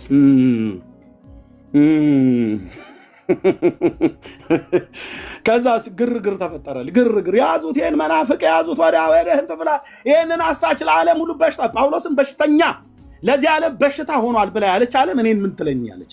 ከዚሁ ከቅርብ ነው የምትጀምረው ከኔ ጋር እግዚአብሔር ካረዳ በስተቀር እዚሁ ካጠገብ የሆነ ወንጌላዊ ነኝ ብለህ ምትል ነው የምትረግመኝ። ዳራስ ይዛለሁ አልኩ ከኢየሱስ ጋር ዳራስ ይዛለሁ። ተነሱበት። ይህን ሰው አይተናል፣ ይህንን ቦታ እንዲናቅ ያደርጋል ብለው ኢየሱስ ክርስቶስ ላይ እንደከሰሱት ማለት ነው። እስጢፋኖስም ላይ እንዲሁ ነው የከሰሱት። መክሰስ ልማዳቸው ነው። ሐሰት ማውራት ልማዳቸው ነው። ኢየሱስም ላይ በሐሰት፣ እስጢፋኖስም ላይ በሐሰት፣ ጳውሎስም ላይ በሐሰት ያዙት። እሱ እዚህ የአባቶቹን ወግ በታናኩ የተሰጠውን ሕግ ይፈጽማል። ጳውሎስ የቤተ መቅደሱን ባለቤት ንጉሱን እየሰበከ ነው። ያዙት። ይሄ ሰው አይተነዋል አለ። እነ ኦሪገን እየሰማህልኝ ነው? እንደዚህ አይነት ወንጌል ንገረን እንጂ ኦሪገን እንትና ምንድነው የቤተክርስቲያን አባቶች የተባሉ ዝም ብለህ እነሱን ስታላዝኑብን አትዋሉ። ንገሩን። የእግዚአብሔር ልጅ ኢየሱስ ነገሩ ያልተሰጣችሁን ኬታ የምታመጣላችሁ ታውት። ኦኬ ቤተ መቅደሱ ላይ ነው የተጀመረው። ሲነጻ አገኙት። ግርግር ተፈጠረ። ይሄ መናፍቅ ገብቷል እዚህ ሊያረክሰው ይሄን ቦታ ብለው እዛ ደግሞ ጾም ጸሎት ይዘው ጾሞ የማያውቁ ሰዎች ጾሙ 40 የሚያህሉ ሰዎች ምን ብለው ለምን ይሄን ሰው ያንደፋውን ብለው ማንን? ጳውሎስን። ምን አረገ? ከሙታን ተነሳ የተባለውን ኢየሱስን እኮ እየሰበከው ትናንትና እነሱን ያሳድር ነበር። አሁን እዛ ደማስቆ ላይ ሄዶ ከተመለሰ በኋላ ይኸው መውጫ መግቢያ ያሳጥቶናል። አይሁዳውያን ሁሉ በየሄደበት የአሕዛብ ከተሞች ሁሉ በምኩራብ እየሰበከ አስቀድሞ ለእናንተ ሊሰበክ ይገባል፣ ከገፋችሁት ግን በራሳችሁ ላይ የዘላለም ሕይወት እንደማይገባችሁ ከፈረዳችሁ እኛ ወደ አሕዛብ ዘወር እንላለን እያለ ሀርድ እየሰጠን ነው። ስለዚህ በቃ አዋጩ ጉዳይ እንደዚህ ኢየሱስ ብሎ የሚለውን መግደል ነው። ያው እንደምታውቁት ምንድን ነው ያላቸው ጌታ ማቴዎስ 23 ላይ እናንተ የነቢያት ገዳይ ልጆች ናችሁ አላቸው። መግደል ነው ይህን የሚያዋጣው አሉላ። ግርግር ተፈጠረ። ወይኔ ጳውሎስ አንተና ሐዋርያ፣ በእውነት ሐዋርያ አንተና። ፑልፒት ስጡኝ ብሎ የቀዘቀዘው 10 ስታ አስቀምጡልኝ ሚሪንዳና ምናምን ነገር ብሎ አይደለም። ሊገሉት ከህዝቡ ግፋ የተነሳ ወታደር እንዲሸከመው አድርገው ይዘውት ሲሄዱ ወታደር ትከርሻ ላይ ሆኖ አፉ ዝም የማይል ሐዋርያ። ምን አይነት የተባረከ ሐዋርያ ነው!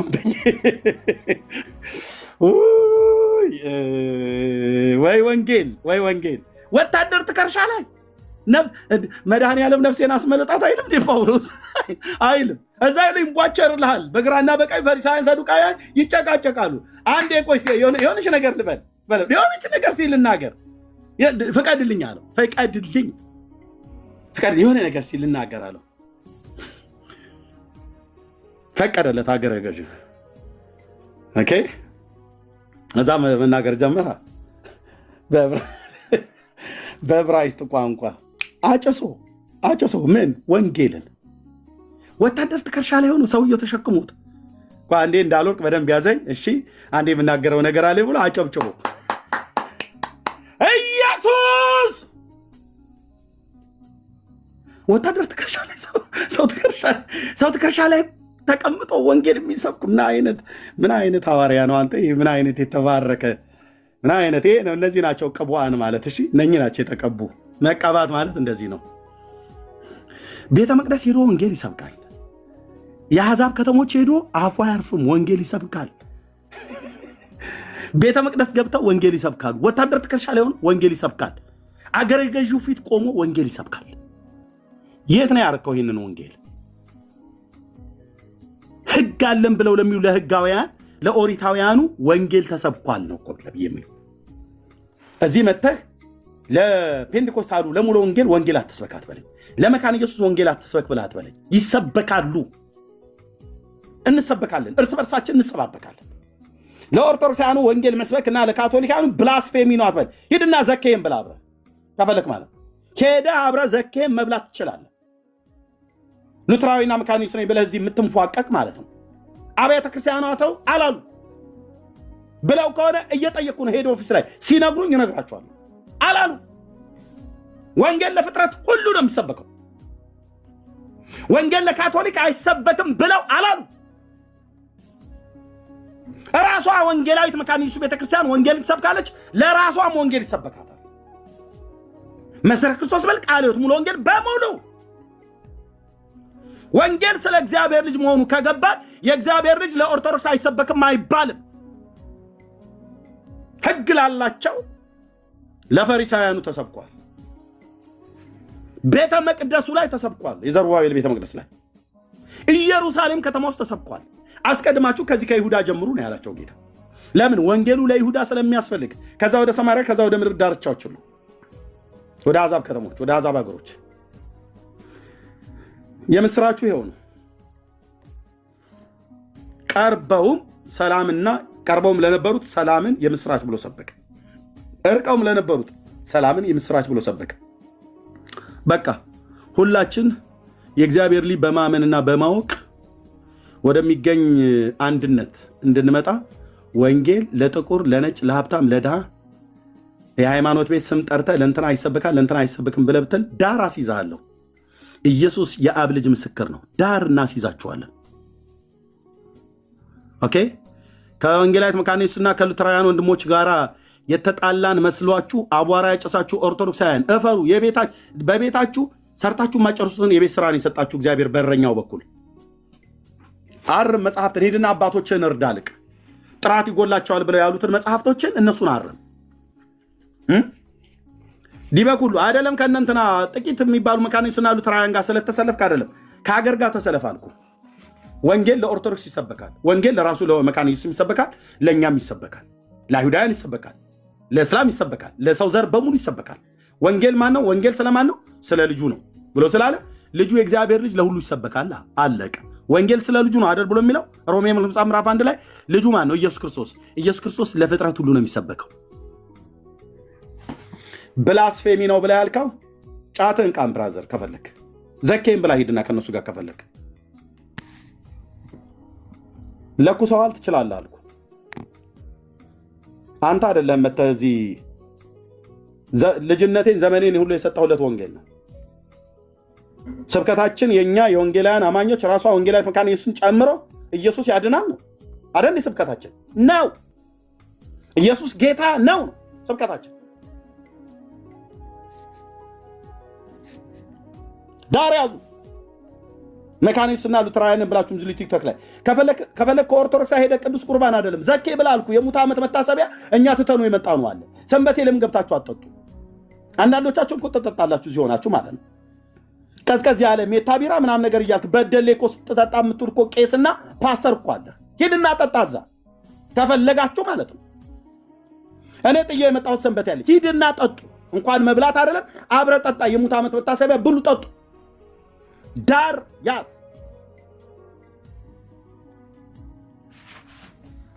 ወንጌል ይሰበካል። ወንጌል የምስራች ነው። የእግዚአብሔር ልጅ ኢየሱስ በመምጣቱ አሁን ባነበብኩት ኤፌሶ ላይ ጨርሻለሁ። መጥቶ ርቀውም ለነበሩት ሰላምና የምስራች፣ ቀርበውም ለነበሩት የምስራች ብሎ ሰብኮላቸዋል።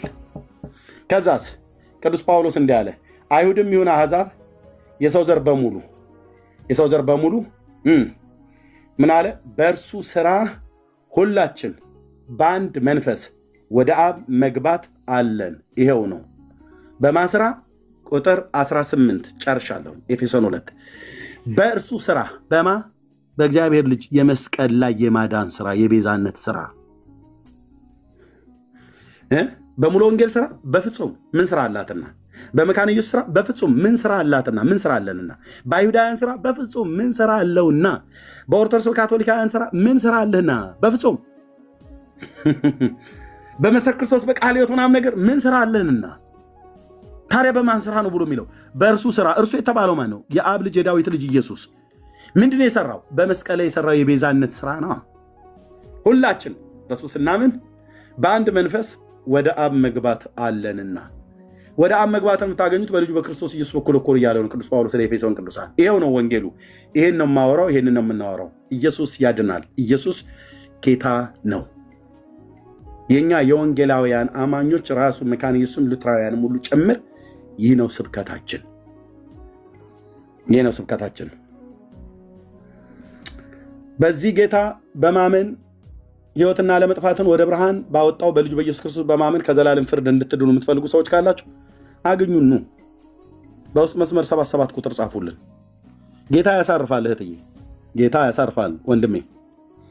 ኢየሱስ የእግዚአብሔር ልጅ ያሳርፋል። ሲያሳርፍ ለነፍስህ ረፍቱ ነው የሚሰጥ። ለዘላለም ነው የሚያሳርፍ። ሲያሳርፍ ጊዜያዊ ረፍት አይደለም የሚሰጠው፣ የዘላለም ረፍት። ሲያድን ለዘላለም ነው የሚያድን።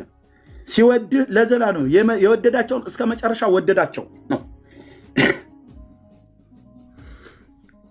ኑ ወደ እግዚአብሔር ልጅ መንግስት፣ ወደ እርሱ ብትመጡ ኃጢአታችሁን ይቅር ይላችኋል፣ ልጆቹ ያደርጋችኋል፣ ከበደላችሁ ከኃጢአታችሁ በፈሰሰ ደሙ ያነጻችኋል፣ ስማችሁን በሕይወት መጽሐፍ ላይ ይጽፋል።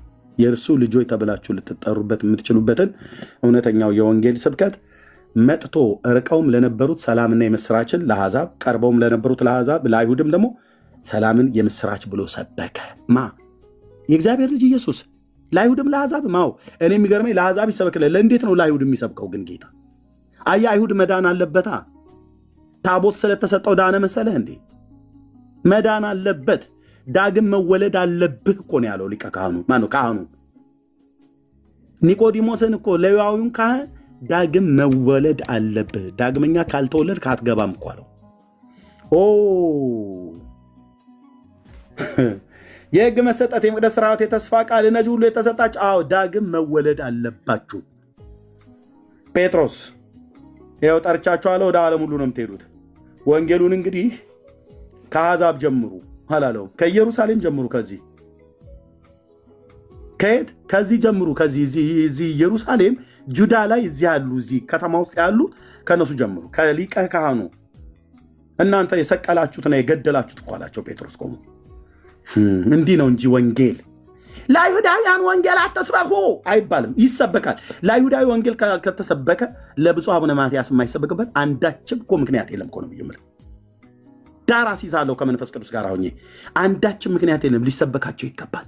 ከና አስኬማቸው ጭምር አባትነታቸውን አክብረን ብፁዕነቶ እግዚአብሔር ይባርኮት፣ እርሶ ትልቅ አባት ነዎት። በእግዚአብሔር ልጅ ግን በማመን ንስሐና የኃጢአት ይቅርታዎትን አግኝተው ከዘላለም ሞት እንደዳኑ አሁን ቢሞት መንግሥተ ሰማያት እንደሚገቡ ያምናሉ ወይ? ይህንንስ ማመንን የመንፈስ ቅዱስ ምስክርነት በመንፈስ ሕይወት ላይ ያለ ወይ ብዬ እንዳባት እጠይቃቸዋለሁ። መስቀላቸውን ባልስምም ባገኛቸው ጉልበታቸውን አትከርሻቸውን ስሜ እንደዚህ ነው የማወራቸው። ብራዘርዬ አንተ ባለጌ እንዴት አይነት አይን አውጣነህ እንዴት ለሳቸው እንግዲህ ይሰበካል እኮ ነው ብዬ ይሰበካል ወንጌል። ለኒቆዲሞስ ወንጌል ተሰብኮ ለብፁዕ አቡነ ማትያስ ወንጌል የማይሰበክበት የለም። ምክንያቱም አልኩህ ይሄው እዚህ የሚያወራ ሰውዬ የዛ ቤተክርስቲያን ዲያቆን ነው። እዛ ቁጭ ብዬ ህዝባችን እኮ እዚህ እናንተ ፊት እንደሚያወሩት አይደለም። በውስጥ መስመር እኮ አንዳንዱ በግልጽም እየወጡ እየተናገሩ ነው። የዘላለም ሕይወት አላቸው የብለስና አናቅም ነው የሚሉት። አናቅም የት እናቅና ማን ሄዶ አይቶታል ነው የሚሉ። ማን ሄዶ አይቶታል? ኤርሚያስ እሱ የእግዚአብሔር ቸርነት ነው እኛ አናቀውም ነው ብሎ የሚሉ። ለዚህ ህዝብ ወንጌል አትስበክ ትለኛለህ እንዴ? እነ ዮሐንስ ወንጌሉን የጻፉልን መልእክቱን የጻፉልን የዘላለም ሕይወት እንዳላችሁ በእግዚአብሔር ልጅ ስም ለምታምኑ ይህን ጽፌላችኋለሁ። የዘላለም ሕይወት እንዳላችሁ ታውቁ ዘንድ የዘላለም ሕይወት እንዳላችሁ ታውቁ ዘንድ በእግዚአብሔር ልጅ ስም ለምታምኑ ይህን ጽፌላችኋለሁ አይደል እንዲህ ያለው። አዎ የተጻፈውን ስታምን የዘላለም ሕይወት በእግዚአብሔር ልጅ ታገኛለህ ማለት ነው። ካመንክ አግኝተሃል። ስላላመኑ ነው ማግኘታቸውን እርግጠኞች ያልሆኑት። ብዙዎች አሁን የዘላለም ሕይወት አለን ብላችሁ ስላላችሁ የመንፈስ ቅዱስ ምስክርነት ግን በውስጣችሁ የለም። የእግዚአብሔር ልጆች መሆናችን ያ መንፈስ ራሱ ለመንፈሳችን ይመሰክራል ብሎ የሚለው የለም ውስጥ። እንጂ መንፈስ ቅዱስ ምስክርነት ካለ የእግዚአብሔር ልጅ እንደሆን ረገጥ አድርገን የምታምነው የዘላለም ሕይወት እንዳለ ረገጥ አድርገን የምታምነው ወንጌል እንዲህ ነው። ሰላምና የምስራችን ለአይሁድም ለአሕዛብም የሰበከ እግዚአብሔር ልጅ ኢየሱስ ነው የማውቀው። ለዚህኛው ሃይማኖት ስበኩ ለዚህኛው ሃይማኖት እንዳሰብኩ ብሎ አላለም። አንተ ከየት አምጣነህ? ከኛ በፊት ነበሩ ቀደምት ቤተክርስቲያን ናቸው። አንተ ነው የምትነግረኝ ለእኔ ያ አንተን ማነው መጥቶ ብላስፌሚ ነው ለነሱ። እነሱ ጥንታውያን ናቸው፣ ቀደምት ናቸው። የእኛ ቴዎሎጂ አንተን ተንከዋደን አብራራኸው፣ አመሰጠርከው። መተህ የምታወራው ለኤርሚያስ ነው። ኤርሚያስ ደግሞ የኢትዮጵያ ኦርቶዶክስ ቤተክርስቲያን ዲያቆን የነበረ ነው። አንተ ምናልባት ጫትህን በምትቀምበት ዓለም እኔ እዛ እየቀደስኩ ነበር። ኦርቶዶክስ ተዋሕዶ ቤተክርስቲያን ጥንታዊት ቤተክርስቲያን መሆኗን ማን ያጣ ጴንጤ ያለ እዚህ ውስጥ? የ1700 ዓመት ታሪክ ያላት ቤተክርስቲያን ናት። እና ታዲያ እድሜዋ እኮ ኤርሚያስ ረጅም እኮ ነው። ታዲያ ለዚች ቤተክርስቲያን ካቶሊክ፣ የሮም ካቶሊክ ጥንታዊት እኮ ነች። እና ወንጌል አትስበኳል እንዴ? ሉተርን እኮ አስነስቶ እኮ ነው ሪፎርሜሽን ታድሶ ያስፈልግሻል ብሎ ያላት ጌታ። አየህ እኔ ጋር ስትመጣ አይንህን አታጉረጠርጥም ነው ብዬ የምልህ። ሮም ካቶሊክ ወንጌል ያስፈልጋትም ያስፈልጋታል። ኢየሱስና ማርያም ያድናሉ ብላ ለ500 ዓመት ህዝብ ዘግታ ስታሰት የነበረች ቤተክርስቲያን ናት። አሁን ነው ወታየው ሮም ቫቲካን ላይ ማርያም ከኢየሱስ እኩል አታድንም ብለናል አሉ። አሁን ከ500 ዓመት በኋላ እስከ ዛሬ ድረስ ማርያም ነገረ ድነት ላይ ነበረችበት። ከኢየሱስ እኩል ጫማዋን አለካክተው ትከርሻ አለካክተው መሰበክ አለባት ብለው ሲሉ ነበር። ታዲያ የኔዋን አልሰብክም? እኔ ከኦርቶዶክስ የወጣሁትኝ በከመ ይቤ መጽሐፍ ማእከለ ፈጣሪ ወፍጡራን እያለ ሲያዜም ለሚውለው የት ታውቃለህ አንተ? ሉትራውያን መካነ ኢየሱስን ሙሉ ወንጌል የት ታውቀዋለህ? ይሄንን እኔ ነኝ እኮ በመቅደሱ ያደግኩትኝ። በከመ ይቤ መጽሐፍ ማእከለ ፈጣሪ ወፍጡራን ለዕረፍት ዘኮንኪ ትምህርተ ኪዳን ብሎ ለሚለው ትውልድ ወንጌል መሰበክ አለበት እኮ ነው ብዬ የምለው። በእሷ የዕረፍት ኪዳንን አያገኙምና ዕረፍት በእግዚአብሔር በኢየሱስ ነው። ለዕረፍት ዘኮንኪ ትምህርተ ኪዳን ሰንበተ ሰንበታት ማርያም ዕለተ ብርሃን ብኪ ትቤሰው ዘገነተ ጽጌ ጻድቃን ወብኪ ይወፁ ኃጥአን እምደይን ብላ በአንቺ ጻድቃን በገነት ደስ ይላቸዋል፣ በአንቺ ኃጥአን ከሲኦል ይድናሉ ብላ። አይድኑ። መድኃኔ ዓለም ኢየሱስ ምስክሬ ነው። አይድኑ፣ በማንም አይድኑ፣ በእግዚአብሔር ልጅ በአንዱ በጌታ ካልሆነ በስተቀር። ሲኦል የገባ ሰው እኮ በአንቺ ይደሰታል እኮ ብለው ማነው ይወጣሉ እኮ እያሏትም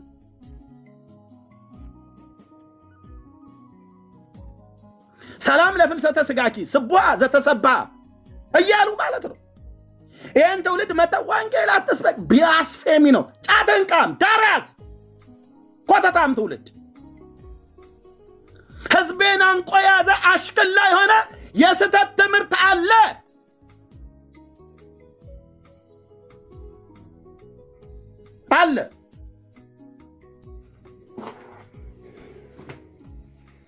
እኔው ራሴ ሳዜም ነበር ይሄን ዜማ ዛ በኪ ይወፁ ኃጥአንም ደይ ወበኪ ይወፁ ኃጥአንም ደይ ባንቺ ኃጥአን ከደይን ከሲኦል ይወጣሉ እያሏት ማለት። የትኛው መጽሐፍት ላይ በከመ ይቤ መጽሐፍ ነው ብላ የጀመረችው? የትኛው መጽሐፍት ነው? መጽሐፍ እንደሚል ነው ትርጉሙ። የትኛው መጽሐፍ? ዘፍጥረት 5ቱ ብሔረ ኦሪት ላይ እንደዚህ የሚናገረው። እንደዚህ ያላችሁ ሌሊቱን ሁሉ ስጮሁ የምታድሩ የነበራችሁ እንደኔ ዲያቆናት ካህናት የነበራችሁ እስኪ ኑና ንገሩኝ። በከመ ይቤ መጽሐፍ ነው ያልከው? 5ቱ ብሔረ ኦሪት ላይ ነው? ታናክ ላይ ቶራ ላይ ማለት ነው? ፔንታትኩ ላይ አለ ናና ታሳየኛለህ። ድርብ ነጠላ ሰረዟ ካልሆነች በስተቀር ብሉይ ኪዳንን አምላኬ አጠጥቶኛል አልኩ። ናና ታሳየኛለህ። የቱ ጋር ማርያምን ሰው አምኖ ከሲኦል በሷ ይወጣሉ ብሎ ሙሴ ጽፎ ከሆነ ታሳየኛለህ። በቶራ ማለት ነው። በክቱቪም ታሳየኛለህ። በተጻፉት የመጽሐፍ ዝርዝሮች ውስጥ ሳሙኤል ላይ ነው፣ ዜና ላይ ነው። ዘለኑ እንደኛ ስናነበው ነገሥት መጽሐፍ ላይ የቱ ጋር? እዝራ፣ ነህምያ፣ አስቴር የቱ ጋር? ኢዮብ መጽሐፍ የታሪክ መጽሐፍቶች ውስጥ ነው። ዳራስ ይዛለሁ የለም። የነቢያት መጽሐፍት ደቂቀ ነቢያት አበይንት ነቢያት በተባሉት ከነ ኢሳይያስ እስከነ ሚልክያስ አንዱንም አታመጡም። ኢየሱስ ክርስቶስ ምስክሬ ነው አልኩ። በባዶ ሆኜ አይደለም ምጮህ። ኢየሱስ ጌታዬ ለዘላለም ስም ይባረክ። እነዛን ወራቶች እነዛን ዓመታት የሰጠኝ ጸጋ እጅግ አድርጌ አመሰግናለሁ። በቤቴ ቃልህን ቁጭ ብዬ እንዳነብ 6 ሰዓት 12 ሰዓት ቃልን ያነበብኩባትን ጊዜያት በሰው ቢሆን የማይቻል ነበር። ትዕግስትን ይጠይቃል። የኔ አባት ለዘላለም ስም ይባረክ። እነዛን ወራቶች እንደውም መልስልኝ። ከቃል ጋር ጊዜ መውሰድ፣ ቤትን ዘግቶ ከእግሮች ጥላ ስር ቁጭ ማለት። የኔ ጌታ ለዘላለም ስም ይባረክ። አታመጣም መጥተህ በከመይቤ መጽሐፍ አትልም። ኦኬ አዲስ ኪዳን መጽሐፍ ከየትኛው? ከአራት ወንጌላት ማን የጻፈው? ከአራት ወንጌላት ማን የጻፈው? ማቴዎስ፣ ማርቆስ፣ ሉቃስ፣ ዮሐንስ? ከቅዱስ ጳውሎስ መልእክታት ከ13 ወይ ከ14 ዕብራውያን ጨምሮ የለም። ቅዱስ ያዕቆብ ነው የጻፈው? ይሁዳ ነው የጻፈው በመልእክቱ? ወይስ ዮሐንስ በራእዩ ላይ ጽፎታል? እንዲህ አይነት መጽሐፍ በያሻር መጽሐፍት ላይ እንኳን አልተጻፈም። ኦኬ አታምታታም ስል ብራዘር፣ እንደዚህ አይነት መጽሐፍ በባለ ራእዩ በጋድ መጽሐፍት ላይ እንኳን አልተጻፈም። እንዲህ አይነት መጽሐፍ በአይሁዳውያን ግማራና ሚሽና ታልሙድ በሚባሉት ውስጥ እንኳን አልተጻፈም። ከየት ነው ያመጣችሁት? በከመይቤ መጽሐፍ ማእከለ ፈጣሪ ወፍጡራን ይላል ዳርያስ። ቅዱስ ጳውሎስ እንደዚህ ብሎ አላስተማረም። ጳውሎስ ያለው አሃዱ እግዚአብሔር ወአሃዱ ሕሩይ ነው። የቆሮንቶስ ላይ ማነው? የጢሞቴዎስ ላይ አሃዱ እግዚአብሔር ወአሃዱ ሕሩይ። እሰይ ረገጥ አርገ ተናገርልኝ ጳውሎስ። እንደዚህ ተናግሮት ሄዷል። እኔ ነኝ ያው ረገጥ አርገ የምናገር። አሃዱ እግዚአብሔር ወአሃዱ ሕሩይ ማእከለ እግዚአብሔር ወሰብ ኢየሱስ ክርስቶስ ዘኮነ ሰብአ ነው ያለው መጽሐፉ። ይህንን ያለው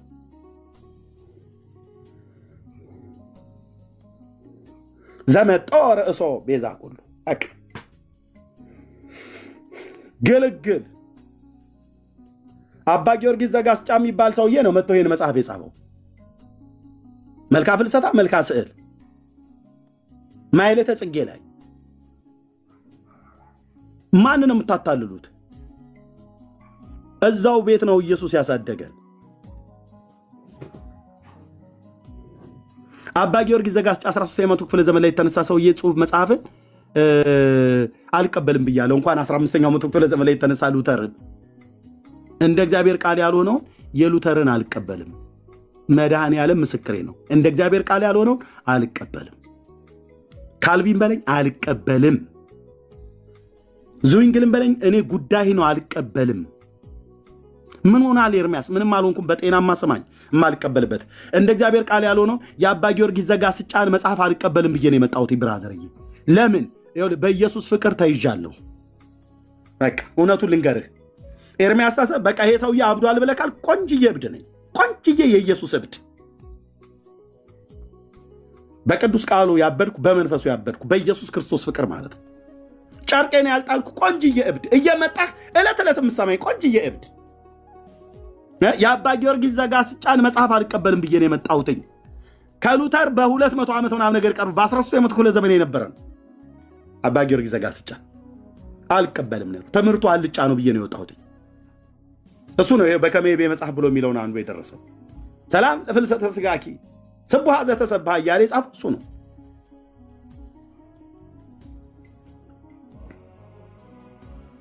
እንበሌኪ ድንግል ወእንበለ ወልድኪ በኩረ ፍስሐ እያለ ማለት እውነት። እንበሌኪ ድንግል ወእንበለ ወልድኪ በኩረ ፍስሐ እውነት እሷና እሱ ብቻ ናቸው። እሷ የሞትን ማሰሪያ ለመፍታት ማርያም የቱ ጋር ነው አስተዋጽኦ ያደርገችው? ሞት የተሸነፈው በእግዚአብሔር ልጅ እንጂ በማርያም ነው እንዴ? ድብን ያላችሁ መናፍቃን። ይህን ስናገር ተሳደበ ትላለህ። የፈለግከውን በል ብራዘር። የሉተርን እንደ ሰው ትምህርት የሆነውን አልቀበልም። የፓስተር ሰለሞን ደሳለኝ እንደ ሰው ትምህርት ካስተማር አልቀበልም። ለምን ቁርጡን አልነግርም። እምወደው የእግዚአብሔር ሰው ፓስተር ታሪኩ ይውዝ ያለ እንደ ሰው የሚያስተምረው እንኳን አልቀበልም። ይቅርታ ፓስተር፣ የኔን እናንተ እዚህ ጋር እንለያያለን ነው ብዬምለው። ቢያደርጉት ነው ብዬምለው። አላደረጉትም። ቢያደርጉት አልቀበልም። ብከላ ይባላል። የሰው ትምህርት የሚያስተምሩ ከሆነ ብከላ እነሱም አያደርጉትም። የጠራኋቸው እግዚአብሔር ሰዎች ፓስተሬም ፓስተር ታሬም አያደርጉትም። ምን የተሰቀለላችሁና የሞተላችሁ መከራ ስለ እናንተ የተቀበለው ሉተር ነው ብሎ ማለት ክጀላ መጣ ነው። እንደ ሪፎርሜሽን አባት እማከብረው እንደ አንድ የወንጌላውያን አማኝ እማከብረው ሰው ነው። የተናገረው ነገር በሙሉ ትክክል አይደለም። እንደ እግዚአብሔር ቃል የተናገረው ለምሳሌ ተናግሬያለሁ። እስቲ ጻድቃን ከሞቱ በኋላ ያማልዳሉ ተብሎ አይደል የተጻፈው? እኔ እዚህ ከኦርቶዶክሳውያን ጋር አያማልዱም ብዬ መጽሐፍትን ገልጠው ኑ ብለን ተከራክረናቸው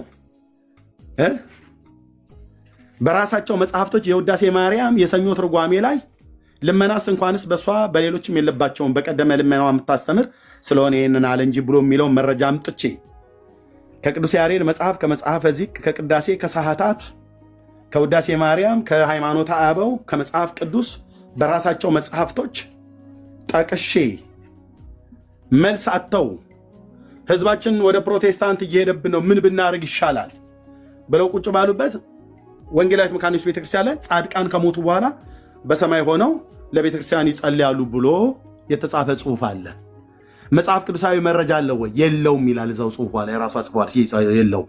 መጽሐፍ ቅዱሳዊ መረጃ የሌለውን አትጻፏ። ሉተር ነው ያለው። ቀደጥ አለው። ብራዘር እሱን የሰው ሐሳብ ነው። ቀደጥ አለው። ቀደድና ጣዩ ብለናት ነው የመጣነው ኦርቶዶክስን። የአባ ጊዮርጊስ ዘጋስጫ የሰው ትምህርት ነውና ቀደሽ ጣዩ አይጠቅምሽም፣ ወደ ሐዋርያቱ ትምህርት ተመለሽ ብለን የመጣነው። እዛ በግዝት እዚህ በማስፈራራት አይቻልም፣ አይቻልም። ማንም ቴዎሎጂያን ብትቆም ፊት ያልኩ አትችልም። ሉተር እንደ እግዚአብሔር ቃል የተናገረውን እቀበላለሁ። ከማንም ጴንጤ አልበልጥም፣ አላንስም፣ ራሴንም አላወዳደርም። ከእውቀት ከፍዬን የማውቀው ከእኔ ይልቅ እንደውም የተሻለ እውቀት አላችሁ አይደል? በቴዎሎጂ ትምህርት ቤት ስለገባችሁ በቃ ይህንን ያልኩት እንጂ ሉተር ሪፎርሜሽን አባት አይደለም አልኩ አልወጣኝ። እንኳን እሱን አይደለም እሱን የሚመስል የእግዚአብሔር ሰው አይደለም። ስንቱን መተተኛ ደብተራ እንኳን አባቶቼ ብዬ ስጠራ ነበረ። ውዳሴ ማርያም ያስተማሩኝን እኮ ነው ብዬ የምልህ። ቅዳሴ ያስተማሩኝን የኔታ እያልኩ ጫማቸውን እያጠብኩ ስማር ነበር። ደበሎ ለብሼ ማለት ነው። አቆፋዳን ተሸክሜ ግብረ ገብ መተለኔ አትነግረኝም። ትምህርታቸው ግን ገዳይ ትምህርት ስለነበረ ወደ እግዚአብሔር ልጅ ወደ ኢየሱስ ክርስቶስ የማያስጠጋ ትምህርት ስለነበረ የኦርቶዶክስ ተዋሕዶ ቤተክርስቲያን አገልጋይ እንኳን በሆንም በቀድስም እንኳን ቅሉ ጠይቀን መልስ ስናጣ በቃ ወጡ ብላን አስወጥታናለች። እንኳንም ወጣን። የሉተርን ራሱ ያፈለቀውን ተቀበል ብለህ ካልከኝ የአባ ጊዮርጊስ ዘጋስጫንም እቀበላለሁ። የአባ ኤፍሬም ሶርያዊን እቀበለዋለሁ። የአባ ሕርያቆስ ዘሀገረ ብህንሳ የተባለው ቅዳሴውን የቀደሰውን እቀበለዋለሁ። ጎሳ ልቤ ቃለ ሰናይ ወአኔሃ ቅዳሴ አለማርያም ብሎ ያለው ማለት ነው። እማልቀበልበት ግን ምክንያት አልቀበልም ብዬ ወጣሁት ከቆሬ ልጆች መዝሙር ጋር ይጣላል። የአባ ሕርያቆስ ቅዳሴ የቆሬ ልጆች መዝሙር ከመዝሙር 45 ጋር ይጋጫል። እኔም እስራኤል ለንጉሥ እነግራለሁ ብሎ ያለውን ሰርዘው ነው። እኔም ቅዳሴዋን ለድንግል እናገራለሁ ብሎ ያለው። እንዲህ አይነትን ጠማማ ወንጌል እዛ ተቃውሜ ከመጣው እዚህ ካልቪን ሉተር ብለህ ብትለኝ ዳር አስይዛለሁ። መድኃኔ ዓለም ኢየሱስ ክርስቶስ ምስክሬ ነው። መተህ እዛ አልቀበልም ብዬ ያልኩትን ተረት እዚህ እኔ ላይ መተህ አትጭንም። እዚህ ንጉሳችን አንድ ነው። የተሰቀለው የአብ ልጅ አዳኛችን አንድ ነው። በመጀመሪያ ክርስትና ውስጥ እሱ ምን አለ ነው የሚባለው። ኦኬ መምህር ረቡኒው ምን አለ? ሌላውን ዳራሰስ ጳውሎስ እንኳን ምን አለ አይባልም። በመጀመሪያ ምን አለ ኢየሱስ የአብ ልጅ ምን አለ ነው የሚባለው። ከዛ ነው ቀጥለህ እነ ጳውሎስስ ምን አሉ ብለህ የምትለው። ኢየሱስን ጥጋስ ይዘው ጳውሎስን ጥጋስ ይዘው ካልቪን፣ ሉተር፣ ዝዊንግሊን፣ ኦሪገን፣ ዳራስ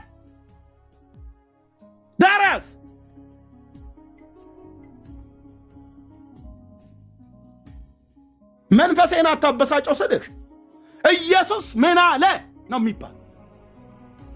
እግዚአብሔር አብ ምን አለ በልጁ በኩል የነገረ። እኔ የነገርኳችሁ ቃል ከራሴ አይደለም ከአባቴ የሰማሁት ነው ብሏል። ከአባቱ ሰምቶ የነገረን የአብ ልጅ ምን አለ? ወንድም አለ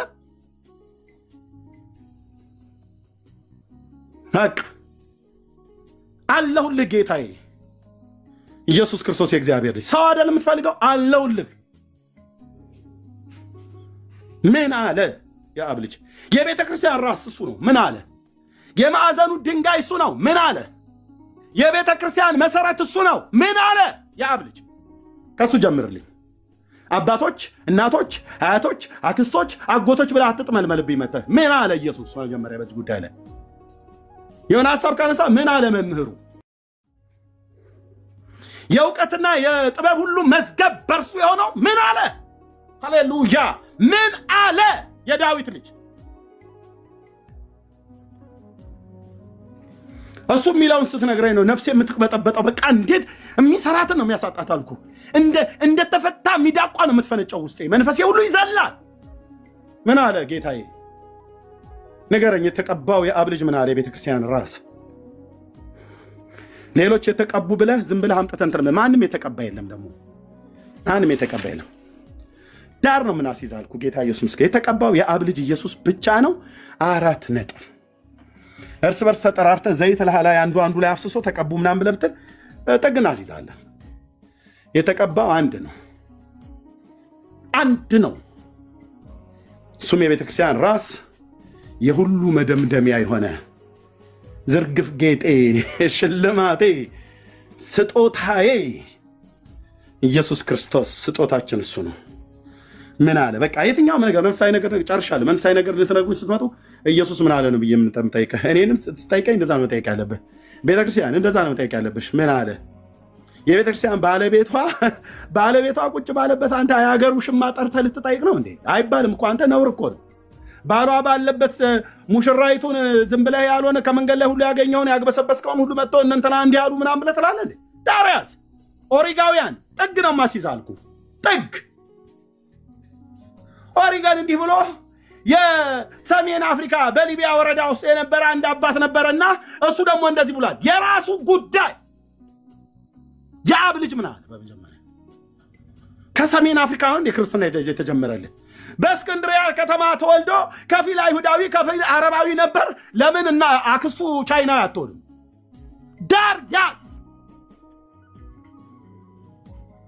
ከኢየሩሳሌም ጀምር። ገልበጥ ባጣ ትውልድ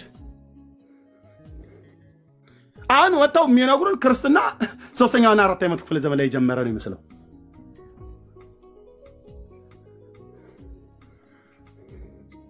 ስም ለዘላለም ይባረክ። ይሄን ነው የምንናገረው፣ ይሄን ነው የምንሰብከው። ጌታ ኢየሱስ ያድናል፣ ይታደጋል። የአብ ልጅ ቅዱስ ስምህ ለዘላለም ከፍ ይበል። እናመሰግንሃለን። ገናንነትና ክብር ለታላቁ ለስም ይሁን። በመላእክት ዓለም የምትወደስ የምትመሰገን፣ በፍጥረት ሁሉ አንደበት የምትመሰገን፣ ጠላቶችህን የእግር መረገጫ እስካደርግልህ ድረስ በቀኜ ተቀመጥ ብሎህ አሁን በአባትህ ቀኝ በክብር አለህ። ትመጣለህ ንጉሴ፣ ትመጣለህ አዳኙ፣ ትመጣለህ ወደዚህ ዓለም ትመጣለህ። የወጉ ሁሉ ያዩሃል። በኢየሩሳሌም በዳዊት ዙፋን ላይ አለቅነትህ እንደገና ይበዛል። እግዚአብሔር በምድር ላይ ትነግሳለህ።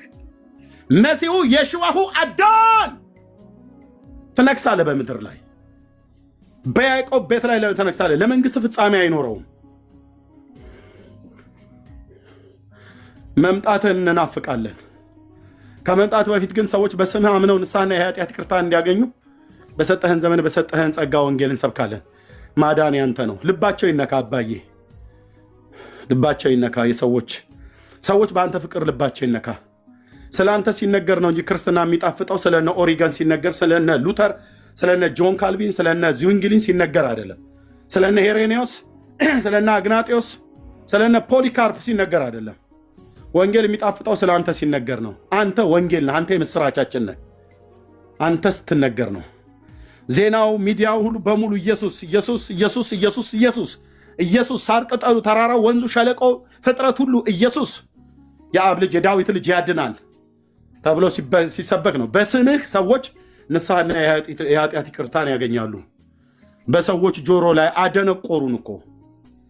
ስማቸው ተጠርቶ ንስሐና የኃጢአት ይቅርታን የማይሰጡ ተራ የሆኑ ሰዎችን በመጥራት ሉተርን አልሰብከው። ምክንያቱስ ለሰው ልጆች በደልና ኃጢአት አልሞተም።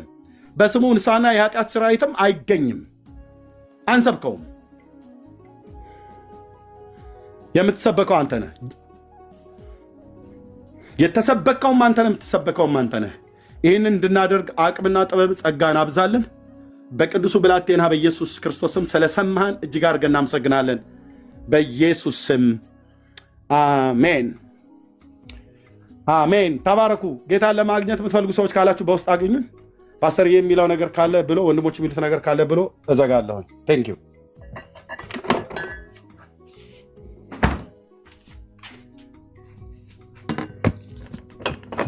ወገኖች አላችሁ፣ ብርክ ያላችሁ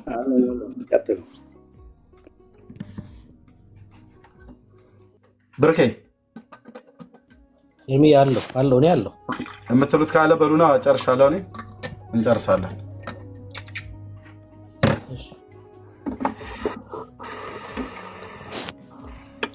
እሺ እርሜ የጌታ ዘመንን ይባርክ። ተባረክ። እጅግ በጣም እንወድሃለን። ክርስቲያን ወንድምቶች አብራችሁ ስታገለግሉ የነበራችሁ እናንተም እንደዛው ጌታ ዘመናችሁን ይባርክ። ክርስቶስ ኢየሱስ ብቻውን አዳኝ እንደሆነ በቃ መልእክቱ የኤፌሶን መጽሐፍ ምዕራፍ 2ን በደንብ አድርጎ እግዚአብሔርን ሐሳብ ነግሮናል። መጽሐፉ የሚናገረው ይሄ ነው። ኤፌሶን መጽሐፍ ምዕራፍ 2 ላይ እንዳለው መዳን በክርስቶስ ኢየሱስ ብቻ፣ መዳን በጸጋው ብቻ እንደሆነ ይናገራል። እኛ ርቀን ለነበርንም ለኪዳኑ ሕዝብም ኢየሱስ ብቻ ፈውስ እንደሆነ መጽሐፉ ይናገራል። ሰው በዚህ በኩል ብቻ ካልሆነ ወደ እግዚአብሔር መንግስት ሊገባ አይችልም ማለት ነው። በጌታ እራት በኩልም